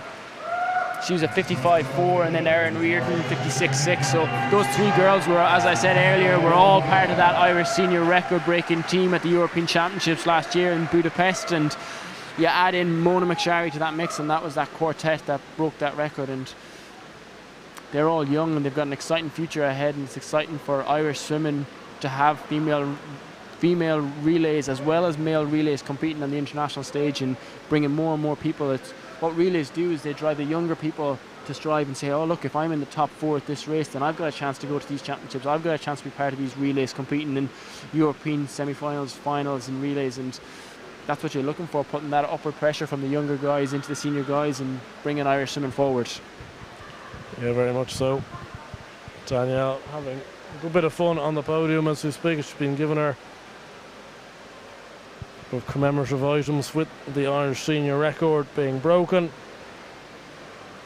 But fantastic to see, and we're going to see her again in just a couple of minutes' time in the 50 metre butterfly, and you'd have to think she's got a great chance of adding to her tally there. Yeah, again, as we said, in the same vein with Max, swimming with confidence, swimming fast, it means an awful lot. So you'd be a brave person to bet against Danielle in this 50 fly coming up in a few minutes. She'll have been swimming down well in between these races. She'll have been getting her recovery on point, and she can still see she has her hat and goggles on, so she's ready to go again in the next couple of minutes. She has a bit of time because we have an 800 freestyle coming up after this, the fastest heat of that, so that gives her a little bit of extra time to recover before that 50 fly, but it'll be exciting to watch her in the water again soon. Indeed, and we're going to now have the presentations for the 100 metre butterfly for the men's, won by Max McCusker, adding to his double salvo yesterday. First of all, going to be presented his bronze medal is Evan Bailey, the 17-year-old from New Ross. A really good swim, one to be very happy about, and plenty of good things to come from him. He had a productive short course championships before Christmas. Paddy Johnson in second as well, and the two of them really, you know, you don't get a race without two or three very good swims in those centre lanes. No, it's that competition between swimmers breeds success, and so good to have that competition. Paddy, I think, was just trying to hold on to Max, who has that real easy natural speed, having swam short course yards for the last 4 years over in America. He really has that natural speed, and Paddy was able to hold on to him and then utilise his 200 fly training to bring him home really strong in that second 50. And look, you can't forget about Evan Bailey there in third, picking up his bronze medal. He's a really exciting junior talent coming up, 100 freestyle, 100 fly, and he'll be going to European Juniors this summer and looking to improve on all those times that he did here this week, and keep moving forward as he's progressing. It's that transition going from a junior to a senior athlete can be quite tough, so he's always looking to keep moving those times on. And as we're speaking about relays, he's definitely one to watch for the future, for looking on to get on Irish relays, that 4x1 freestyles. So exciting times coming ahead for him. Very much so, and that's going to move us on to the 800 metre freestyle for the men. We saw two of these heats this morning, and we've got the fastest heat now this evening. Should be a very interesting one. Liam Custer in there in lane 5, who broke an Irish junior record last night. 8:14.98 his seed time, only just a second and a half above Daniel Whiffin's Irish junior record. Could he do the double himself and potentially break a second Irish junior record in a row? Yeah, I really believe that Liam is in with a really good chance of swimming this. He swam an 800 freestyle a couple of weeks ago over in America, and it was a really strong swim, so he'll be rested and tapered for this meet because this is the opportunity to qualify for the European Juniors, so he'll be rested. And we saw him earlier in the 200 fly, but I really think this distance freestyle is his speciality. So this 800 free is one that he'll have been targeting, and I'm really excited to see what he can do here. I think should be a great race between him and Nathan, who had a great swim in the 400 freestyle, silver medal Nathan in the 400 freestyle, and gold in the 200 back. But this 800 should be a great swim from him. And then we also had Jack Fleming in lane 3. He's picked up a bronze medal in the 400 freestyle representing Lisburn, but both Nathan and Jack are actually swimming over in Loughborough. So they're training over there, training partners, so they'll know each other well and will be well used to pushing each other. And I'm really excited to see what these three guys, Liam, Jack and Nathan, do in this 800 freestyle. I think it should be an exciting one. Yeah, it really should be. Looking at the 10 swimmers ahead of us, Dennis O'Brien in lane 0. From Limerick in 1 is Ben Moran. From Aer Lingus in 2 is James Cummings-Candle from Ards. 3 is Jack Fleming from Lisburn. Nathan Whiffin in 4. From Larne 5 is Liam Custer from Sundays Well. Ronan Fahy in 6 for Trojan. 7 is Matthew Hand from Ards. Finn O'Neill in 8 for Glenalban. And Ben David is in 9 for UCD. So it should be a really interesting swim, this, the 800 metre freestyle. As I say, we had 2 of these heats this morning. This is the final heat, and an opportunity here. Liam Custer, based off his seed time, only a second and a half away from an Irish junior record. Nathan Whiffin at 8:03.51. He maybe is looking to break that 8-minute mark himself. Be very interesting to see, and we're off to Andrew Bree for the commentary. Here we go. 800 metres freestyle. This is going to be a good race. We've got Nathan Whiffin fastest in on a 8:03.51, but look out for the young man Liam Custer in lane number 5. He's had a great meet, Sundays Well. He's an 8:14, and then the rest of the field spread out to over 8 minutes and 40 seconds. So let's just see, it's those two guys taking it out, 27.7 to 27.94. We'll let them settle into this 800. You know, to break that 8 minutes, these guys got to be sub-30s nearly every single length, so we'll have a really good indication here at the 100 if they're even going to be on pace. Nathan Whiffen, his brother Daniel, obviously swimming for the country at the last Olympics. So he'll be looking to throw down and catch up with his twin brother. Let's see what he can do. Turning around now in about a 57 point. 57.61 to the feet. 58.3 for Custer. And then Jack Fleming from Lisburn, the only other swimmer under a minute, on a 58.79. Custer's going to be breathing to his right, as is Whiffen. So he's going to see him all the way up this way towards the scoreboard. And then we'll see how they work their tactics on the way back. Will they do a sneaky little breath to see what they're doing, or will they just keep to their breathing pattern every single stroke?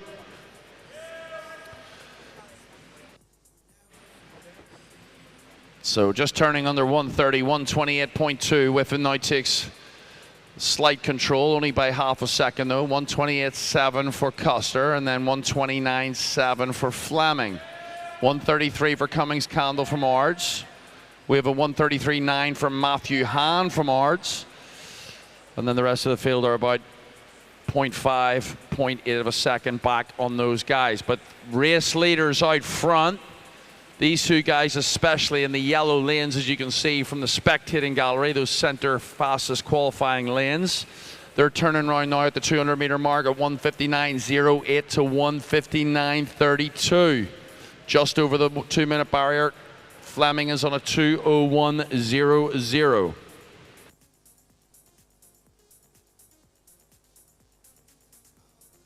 So the two out front may have a little bit of contention for that 8 minute barrier. They can push themselves all the way through. Fleming's going to have to really accelerate.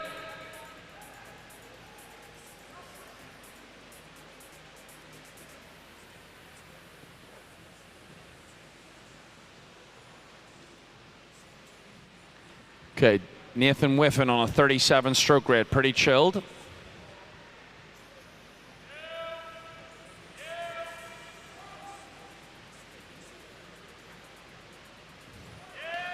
Liam Custer on a 32 stroke rate. That's interesting. So just over the barrier now on 3 minutes, 0.82. So already we're into that world. We got about 5 minutes of swimming left.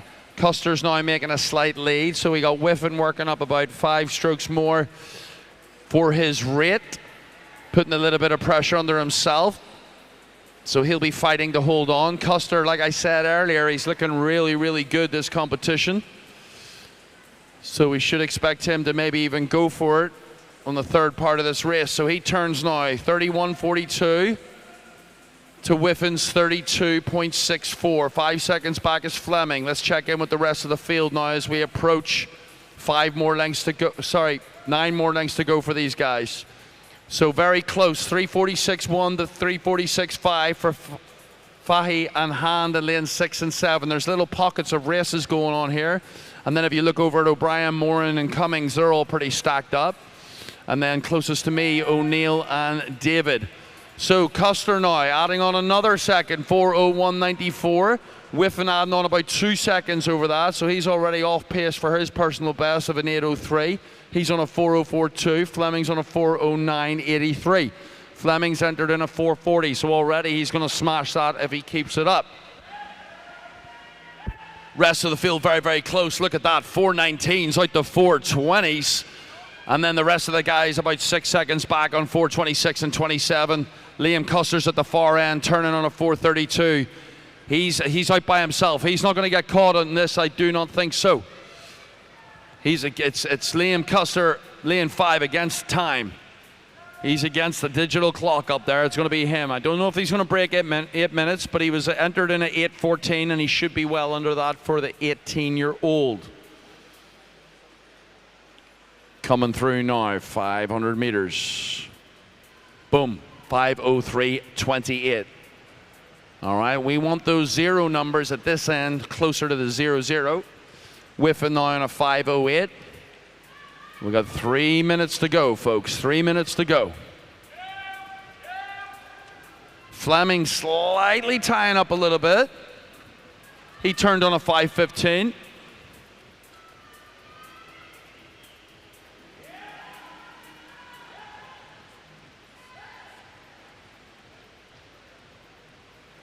So Custer's stroke rate earlier was 32. Let's see what he's at now. Yeah, he's moved it up one. Still very chill. Still very chill in the low 30s. Good indication for all the youngsters out there for training sets. You want to settle into that mid-30 zone for these distance events. All right, he's got 200 meters to go. We're at the 600 meter mark. He's on 6:05.00. So based off that, folks, he'll probably be around at 8:07, 8:08. Entered on a 8:14, so he's well under. Whiffen coming through on a 6:12. He's dropped off a good bit. Fleming's closing the gap on him slightly. He's coming through on a 6:20.98. And then the rest of the field approach the 600. Look how close it is, though. Oh, nearly all on 33s. We have O'Brien from Limerick out in lane 0. He's in 4th. Let's see if he can hold on to that. And then the rest of the guys on 6:33s as we finish off this distance event. So we have the women's 50 butterfly coming up, and I've said to Danielle Hill she better break another Irish senior record. We'll see if she can do that. But all eyes on Custer now. He's approaching. There's that bell, lane number 5. We can all hear it. Ring it louder. He's bringing it home. He's a 7:05.97. So let's see if he can turn on the legs here. A little bit of white water coming out the back of the stroke. Whiffen's going to come through. And let's check in on Custer's rate just to see the difference.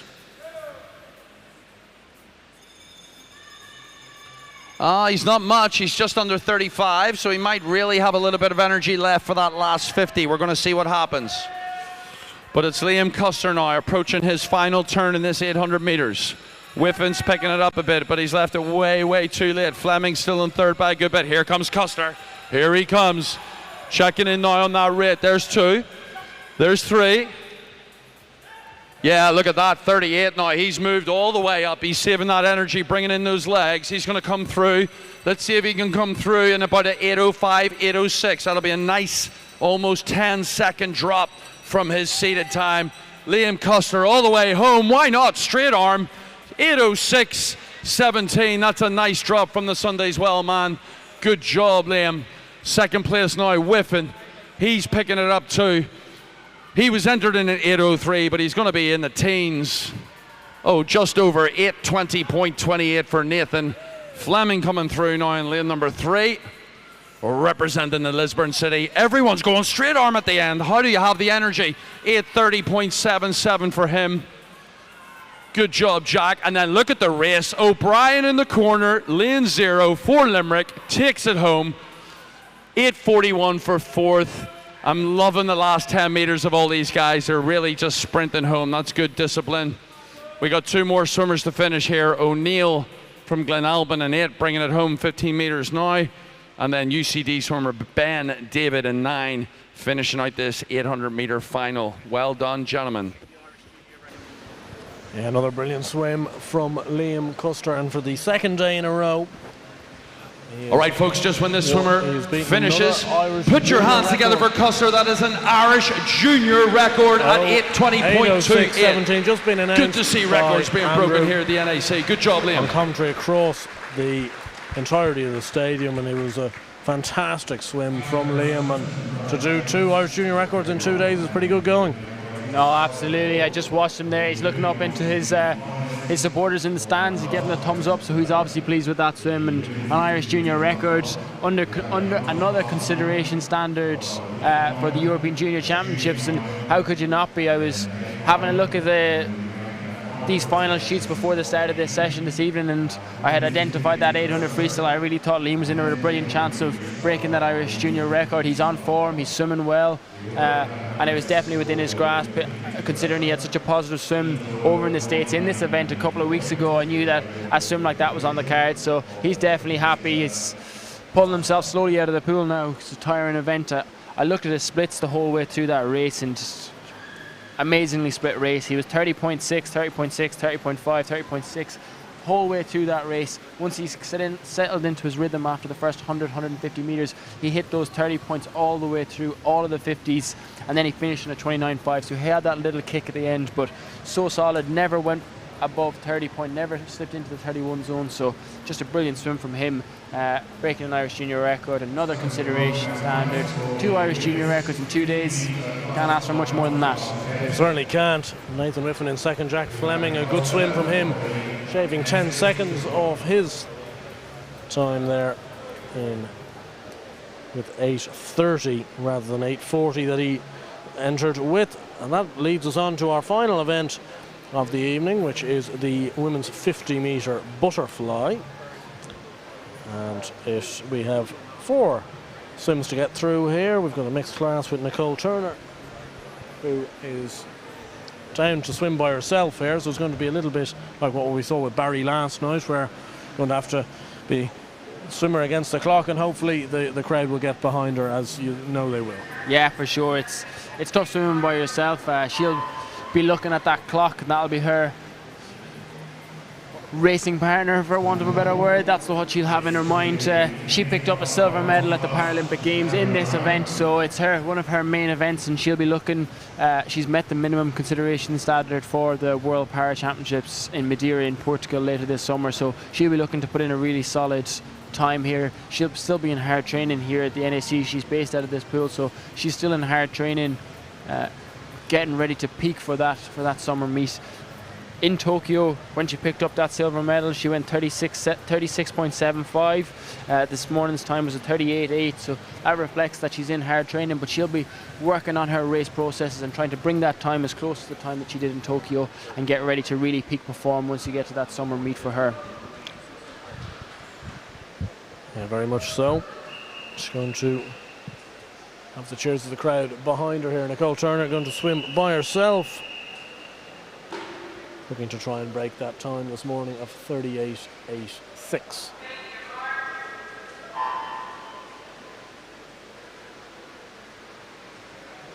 Okay, Nicole Turner here in the water. 38.86 is the time we're looking to beat, folks. So we can make some noise if she gets under that tonight. Coming through the 25 meters now in about 16 seconds or so, just over 16 seconds. Not easy swimming out there by yourself. So 38.86. Let's see if we can bring her home. 10 meters to go for Miss Turner here in this 50 fly. Then we have 3 more finals for tonight, and then that wraps up day 3 at the NAC. Let's see if she can get in. I think she might. 38.22. Put your hands together. 1/10. Oh, nearly half a second faster, not 1/10. Nice job, Nicole. Half a second over 50 meters is huge. 3 more finals coming up, folks.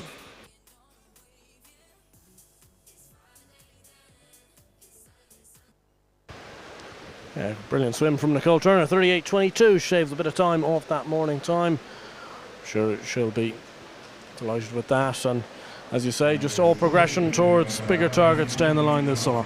Yeah, exactly. It's about moving that time on from this morning. So that was a really strong swim from Nicole, taking almost more than half a second off her prelim swim. So really strong swim from Nicole, and as you said, it's all working towards that summer meet and getting that peak performance. Most people who are trying to qualify for the Europeans or Worlds, Europeans, Commonwealth Games, Juniors, European Youth Olympic Festival, all of these meets that's happening in a really exciting summer are rested and tapered, and their whole training has been scheduled so that they're in peak condition for this meet. But for other people who have pre-qualified, whether that's pre-qualified for the Europeans or like Nicole for the Para World Championships, their training takes a little bit of a different shape to get them into peak performance come the summer. That's why watching Danielle Hill break that Irish senior record, she's already pre-qualified for the Europeans and Commonwealth Games, so watching her break an Irish record and be in such form, knowing that she's already pre-qualified and knowing that she doesn't necessarily have to be at her absolute peak at this meet makes it even more impressive. It does indeed, and moves us on to the B final of the 50-meter butterfly. The Summer's just coming down below us here in our commentary position. We've got the full allocation of 10 going in the B final. In lane 0 is going to be Hannah Poynton, In 1 is Ruby Carney. In 2 is Saoirse Dolan. In 3, Hannah O'Shea. In 4, Anna Feenan. In 5 is Beth Nolan. 6, Lucy O'Brien. 7 is Marguerite Buckley. 8 is Victoria McLean.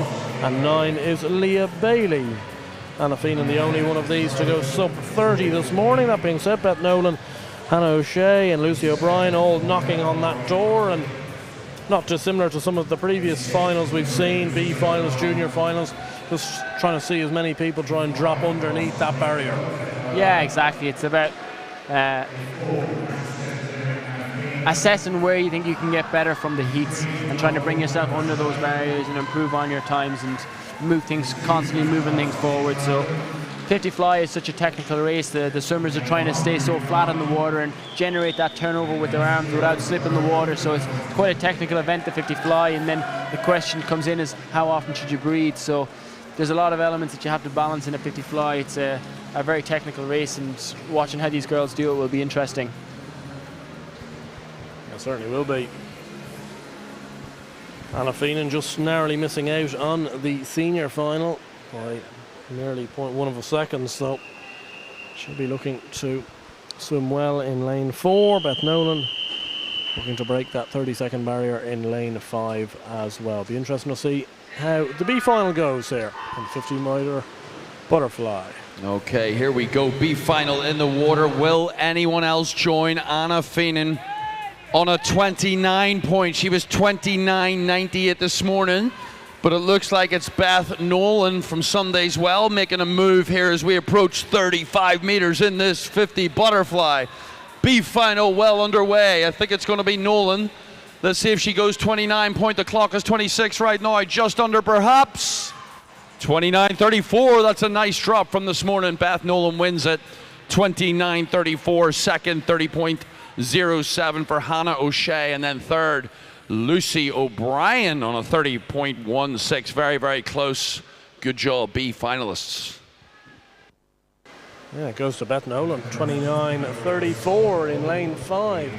Just beats Hannah O'Shea in 30.07. Lucy O'Brien 30.16. Anna Feenan 30.19. Very close in behind, but Beth Nolan the only one to go sub 30 and did so pretty decisively. Yeah, that's a really big improvement from a heat sim to a finals in an event like a 50 fly, which is already so tight. She almost took a second off her heat time from this morning. 30.06 to 29.3.7 of a second is a big improvement over a 50 fly from heats to finals. So a strong swim from her, and be happy with that performance. Indeed, just 2 more races to come this evening. This third day of the Irish Open Championships. It's been brilliant thus far and shapes to continue to do so. We've seen numerous records being broken. We've seen 4 records being broken already this week, 2 senior and 2 junior records. And there is something about being here for those records being broken. There's just an added energy that it brings to everybody. Yeah, definitely.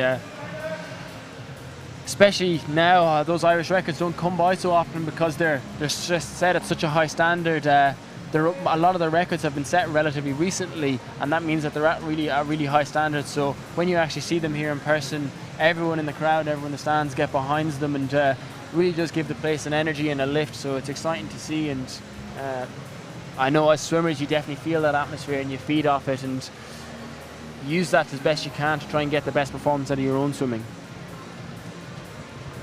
It looks like the swimmers are about to get ready here for the junior final.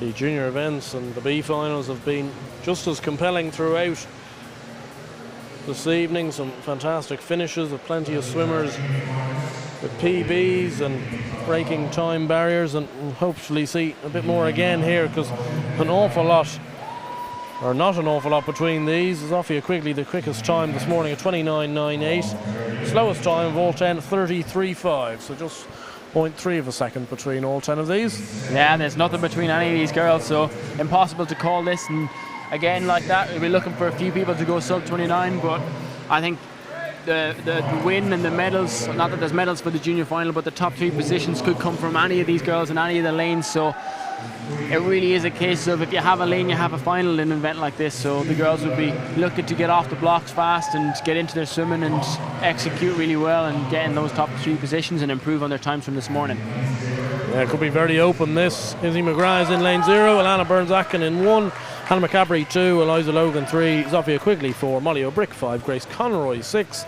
Rosie Whitten in 7, Nisha Allen in 8 and Heather Fain in 9. Could genuinely go to any of the 10. So keep an eye out for all of them here. Zofia Quigley the only one to just go sub 30 this morning. By no means a certainty to confirm that, and you'd like to hope that plenty of these might break that 30-second barrier, as they're called, onto the blocks for the junior final of the 50-metre fly. Junior final in the water, fastest qualifier, lane 4, Sophia Quigley. She was a 29.98. The only swimmer in under 30 once again, coming through the 25 now. It looks like it's the Asgard swimmer, Molly O'Brick. But there's absolutely anyone's race. Lane number 7 as well. Rosie Whitten from Swim Belfast in the mix. They're all going to be under 30 if they maintain this tempo. 5 meters to go. I think it's going to be the Swim Belfast swimmer. Wins it 29.45. Great job. 4/100ths of a second. Outside here, lane 7 and 9. Heather Fain from Dolphin coming through in a 29.49. And then we have the fastest qualifier in lane 4. Also dropped a little bit of time on a 29.75. There's your top 3. One more final to go. Yeah. We did promise that it was going to be tight, and it was. Rosie Whitten's taken it from lane 7 at 29.45. But I suppose the most pleasing thing about a junior final like that, 8 swimmers breaking that 30-second barrier, and the 2 that didn't, 0.15 and 0.2 away. So banging on that door. Yeah, exactly. As you said, moving on that time to see 8 girls go sub 30 in that junior final is really good. And Rosie Whitten, I couldn't call it from up here. I couldn't figure out who was going to win, but Rosie got the touch, and she was actually silver in the 100 freestyle junior final just a couple of minutes ago. So backing up that really good performance in the 100 freestyle with a win in the junior final in the 50 fly is really good swimming from Rosie there. Indeed it was. Heather Fain in 2nd from Dolphin, Zofia Quigley in 3rd. Improved on her morning time as well to go sub 30 again. Hannah McCabery, Grace Conroy, Nisha Allen, Molly O'Brick, Izzy McGrath, Alana Burns-Atkin and Eliza Logan. That's how the junior final finished up. And we'll move on to the final race of the evening, which is the senior final, and it's the 50-metre butterfly. And this could be very interesting here. Hard to think that another record can be broken here. The senior record stands at 26.62. Fastest qualifying time, Danielle Hill in 27.31. That looks an ask. Meet record at 27.02 could be in a bit of danger given how Danielle's swimming. Yeah, again, I've said it before and I'll say it again. When you're swimming with that confidence and you're just coming off an amazing swim like that 100 freestyle, you really do feel like that anything is possible. So Danielle will be full of confidence going into this race, and she should be as well. As we were just talking about, Rosie backing up that 100 freestyle with the 50 fly win in the junior final. Danielle is doing the same. She's backing up that 100 freestyle with a 50 fly. Also, Caitlin McCall was in that 100 freestyle final. Danielle's learned teammates, so those 2 girls will be very familiar with each other, and they're in lanes 3 and 4, so they'll be training partners. They'll be well used to pushing each other under Coach Peter Hill at Larne, so looking for strong swims from them and push each other all the way. Yeah, your finalists there on screen at the moment. In lane 0, Pippa Mulhall. In lane 1 is Cora Rooney from Enniskillen. In 2 is Orla McAndrew from Templeogue. Caitlin McCaw and Danielle Hill, as Nick alluded to, both from Larne in 3 and 4. Jenna McDougall from UCD's in 5. Andrea Cox in 6 from Lisburn. Sharon Semchi in 7 from Sunday's Well. Avian Ivory in 8 from Asgard. And Lily May Ruddy is over in lane 9. Not a whole lot between some of these. Danielle Hill at 27.31. The likes of McDougall, McCaw, Cox, Semchi, all looking to strive for that sub-28 time. And you'd think it would just be a fitting end to the evening if Danielle Hill was to go and win this 50-metre final. Yeah, I think so. She's definitely in form. Herself and Max are kind of stealing the show from a senior perspective, both breaking Irish senior records. it's hard to look past her in this 50 fly final, but it should be an exciting race, and it'll be over before you know it. They'll look to maximise that underwater phase, have a good strong breakout, and then really power through that stroke. Fly is such a powerful stroke that you have to connect on each and every stroke. If you start to slip at any stage, you'll know it, and once you start to slip, it's almost impossible to get it back. So it's about maintaining connected from that very first stroke right to the very last. Yeah, great way to finish the evening. Over to Andrew. All right, here we go. So the Irish senior record is 26.62. She's already broken one earlier on today. I don't know if she's going to go for it. Breathing every stroke. Her coach told me that's the rhythm that she likes to do. Through in at 11.58. This is looking pretty good. Let's see if Hill can hold on. She's fastest in 27 point. Will she go 27 low or 27 below? All the way through. Put the head down, Danielle. Get into the wall. It's going to be a 26 point something. 26.84. Nice swim, Miss Hill from Larne. 26.84 wins at second, just over that 28 barrier. McDougall from UCD in a 28.02. And then, oh, is that a joint second? No, second, 28.39. And then third, 28.29. Caitlin McCall from Larne. Good job, Summers. So that wraps it up for... And that is a meet record from Daniela Hill. Not the Irish senior record, but a meet record. Good job. So that rounds out day 3 finals, folks. We will see you nice and early tomorrow.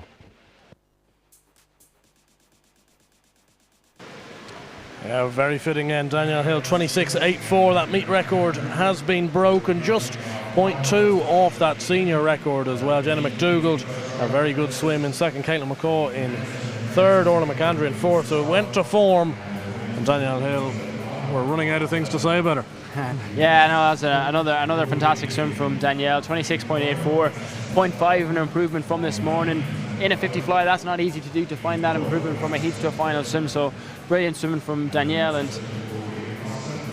Irish senior record in the 100 freestyle, meet record in the 50 fly. It doesn't really get much better than that, along with 2 national titles. So brilliant swimming from Danielle. And Jenna McDougall from UCD, who was training with Earl down there, Earl McCarthy down at UCD, with a brilliant swim, picking up a silver medal, 28.02. She's actually the Irish junior record holder in that event. So great for her to get on the podium now in the senior capacity. And then Caitlin McCaw, Daniel's teammate there at Larne, picking up the bronze medal, with Orla McAndrew from Temple Oak, training out in Dubai with Hamilton Aquatics in 4th place in a 28.39. So strong swimming all around in that women's 50 fly. Yeah, very much so. The way the next couple of minutes is going to take place is not dissimilar to how we've had in the previous couple of days, where we're going to have a few of those last presentations. So you'll be seeing the presentations of the 50-metre breaststroke, the male 800-metre freestyle, and then the event we've just seen there, the female 50-metre butterfly as well. And I'll be looking to go downstairs and hopefully catch up with a few of the record breakers at poolside. But for now, just in the lead up to those presentations, it's been a really excellent night of swimming, Nick, and you know, to see records being broken, to see people breaking personal bests left, right and centre, it's a real feel-good atmosphere here.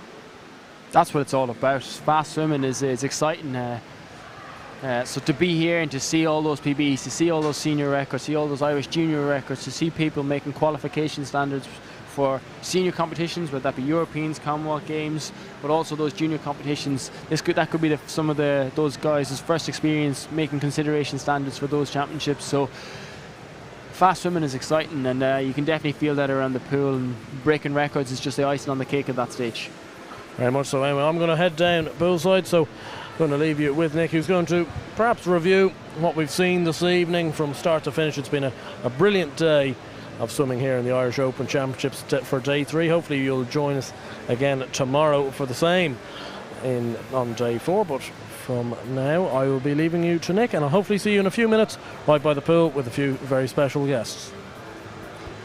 As Andrew makes his way down onto pool deck to find some of those swimmers who potentially have broken some records to interview, to see how they're doing, how they feel about their swims, I will take you through the presentations. So we've got the presentations for the women's 50 breaststroke, the men's 800-metre freestyle, where we had that Irish junior record from Liam Custer, and then finally that women's 50 fly, which we've just seen with that meet record from Danielle Hill.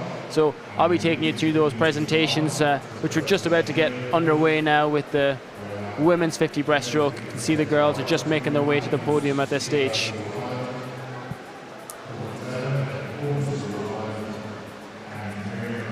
And in the bronze medalist in this women's 50 breaststroke was Emer Doyle from the National Centre in Limerick, training down there with John Sharanek. So this is our second medal of the meet, having picked up that bronze medal in the 100 breaststroke last night. So fantastic swimming from her to get on the podium twice in 2 days is a great achievement for her. So congratulations to her.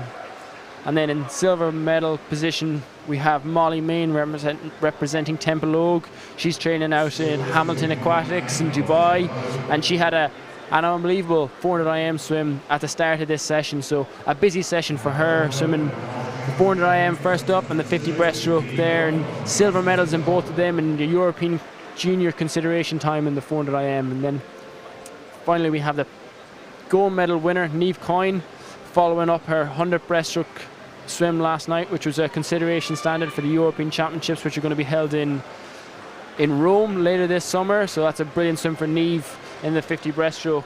She's, as she said earlier on to Andrew when he was interviewed her after the 100 breaststroke, the 200 breaststroke has been the focus for her this season. So having seen both the 50 and the 100, if the 200 has been her focus, I'm really excited to watch her 200 and to see what she will go on that. She's an exciting swimmer, and we can just see that we have a wealth of talent in that breaststroke event on the women's side, with Mona McSharry as well, who's obviously pre-qualified for the European Championships, having her performances, being the first Irish woman in 25 years to make an Olympic final last year in the 100 breaststroke. So a lot of talent in the women's breaststroke, and it's just great to see, and there's an exciting summer watching them ahead. And now we're moving on to the men's 800 metre freestyle medal presentation. So we have the guys are just making their way to the podium now, and as an Irish junior record breaking performance from Liam Custer, the man from Sunday Wells Swimming Club, having a fine meet, having already broken an Irish junior record last night in the men's 400 IM. He's achieved 3 consideration standards for the European Junior Championships at this stage, so he's having a brilliant meet. But before that, picking up the bronze medal is Jack Fleming. A brilliant swim from him. He's training over at University in Loughborough at the minute, alongside Nathan Whiffen, who's just picked up the silver medal. So those boys will be training together, will know each other well, will be teammates over there at Loughborough University, so they'll be pushing each other along and to come back and pick up medals. They both picked up medals in the 400 freestyle as well, and to go 2 and 3 in the 800 freestyle is a great achievement for those guys. And we can see there Liam getting his gold medal and his certificate of his Irish junior record. Liam is based over stateside with the Sarasota Sharks, and he's recently committed to swim for Stanford at university or college from September, so he'll be getting into that short course yard swimming over there. Stanford have a brilliant program, and I'm sure Liam will go from strength to strength. He's a real talent for Irish swimming moving forwards, and he's not done yet. He's swimming the 1500 later on in this meet, so he's a busy man, and a man swimming with confidence is always exciting to watch. So we'll be looking out for him as the meet continues into Friday and Saturday.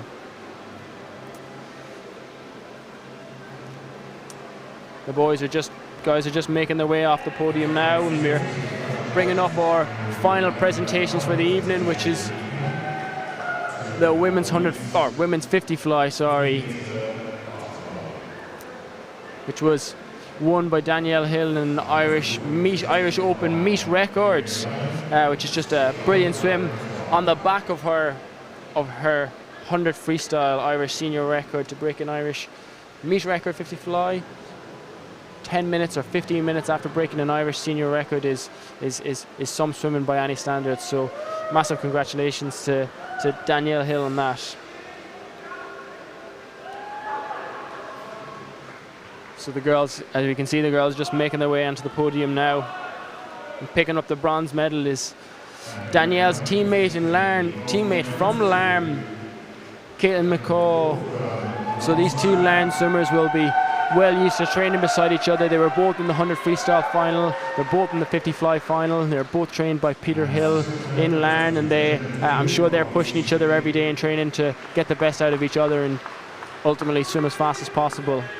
And picking up the silver medal is Jenna McDougall from UCD, training with Earl McCarthy at UCD. She's the Irish junior record holder in this event, now a senior swimmer, so great to see her getting on the podium, picking up that silver medal.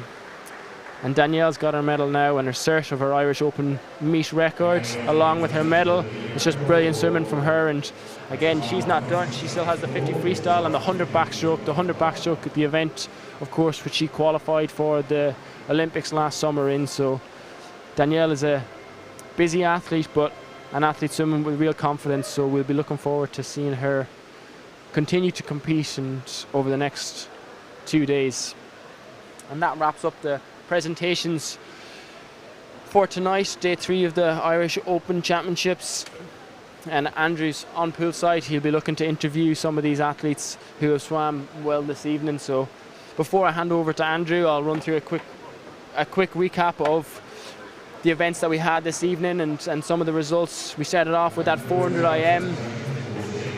That 400 IM, which was a really tactical battle with Julia Knox taking the win over Molly Main and Amelia Kane, which was a great performance from those 3 girls. Moving into the men's 50 breaststroke. So I think we're ready to go poolside with Andrew. So I'll pass you over to him where he's doing an interview. So that's me for this evening. We'll be back tomorrow, and over to Andrew on poolside. Joined here poolside by Liam Custer, who's just gone and broken a second Irish junior record in 2 consecutive days. Liam, that must be a good thing to hear. Yeah, it's a great thing to hear. I mean, a lot of hard work kind of goes into it, so really happy with my results. And the 800 metre free today, you were always in control. And do you feel that sort of a swim has been coming? Yeah. I mean, my strategy in that race is kind of just take out smooth and kind of build so you don't die. And I mean, I'm pretty used to swimming that race, so I think I'll have a pretty good grasp on that, yeah. And obviously you had Nathan in the lane beside you, brought in a very good entry time as well. A good person to bounce off, especially in those early stages of the race. Yeah, absolutely. I mean, he's a great competitor, and I mean, I'm glad I had him to kind of pace me off for the first couple hundred, and yeah, we really had a dogfight out there, so it was a great swim. And you've been training in America, obviously, quite recently. Coming home to be in these Irish Open Championships, how important are these championships for you personally, and to obviously record good times on a big stage? I mean, yeah, this experience is amazing. It's a great facility and great place to be, and everyone's super nice, and it's super great to kind of get to meet people who I'm good friends with now, and kind of come back and say hello to everybody.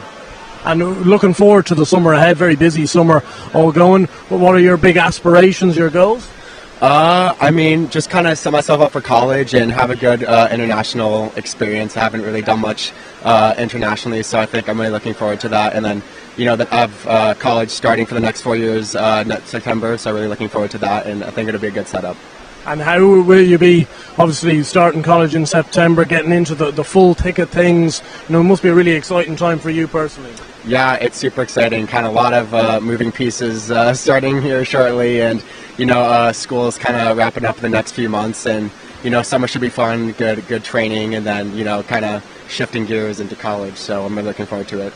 Well done, Liam, and best of luck for the rest of the summer. Thank you so much.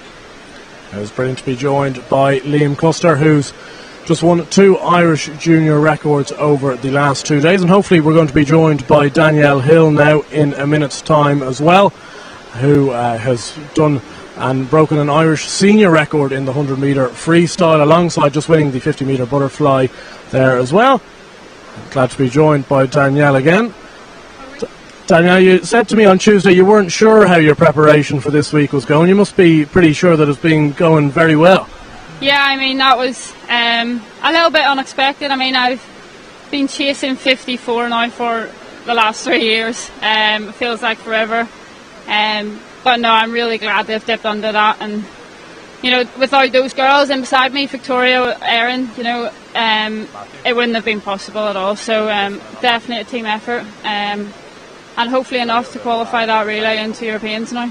Yeah, and you mentioned on Tuesday with swimming with Erin in the 50 metres, how that was good for both of you, obviously, to kick on with times. And when you're trying to get down to sub 55, I mean, the first woman to do so must bring you an awful lot of pride.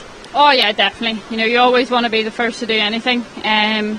Me and Victoria have been joking about, we joke about everything in the gym, and she was the first to go under the 56, and I thought, well, I'll be the first to go under the 55. So, no, listen, it was excellent, and Victoria's still got her main event to come on Saturday, so she's probably going to be disappointed with that, but she can take great pride and look forward to what's going to be a very exciting race on Saturday.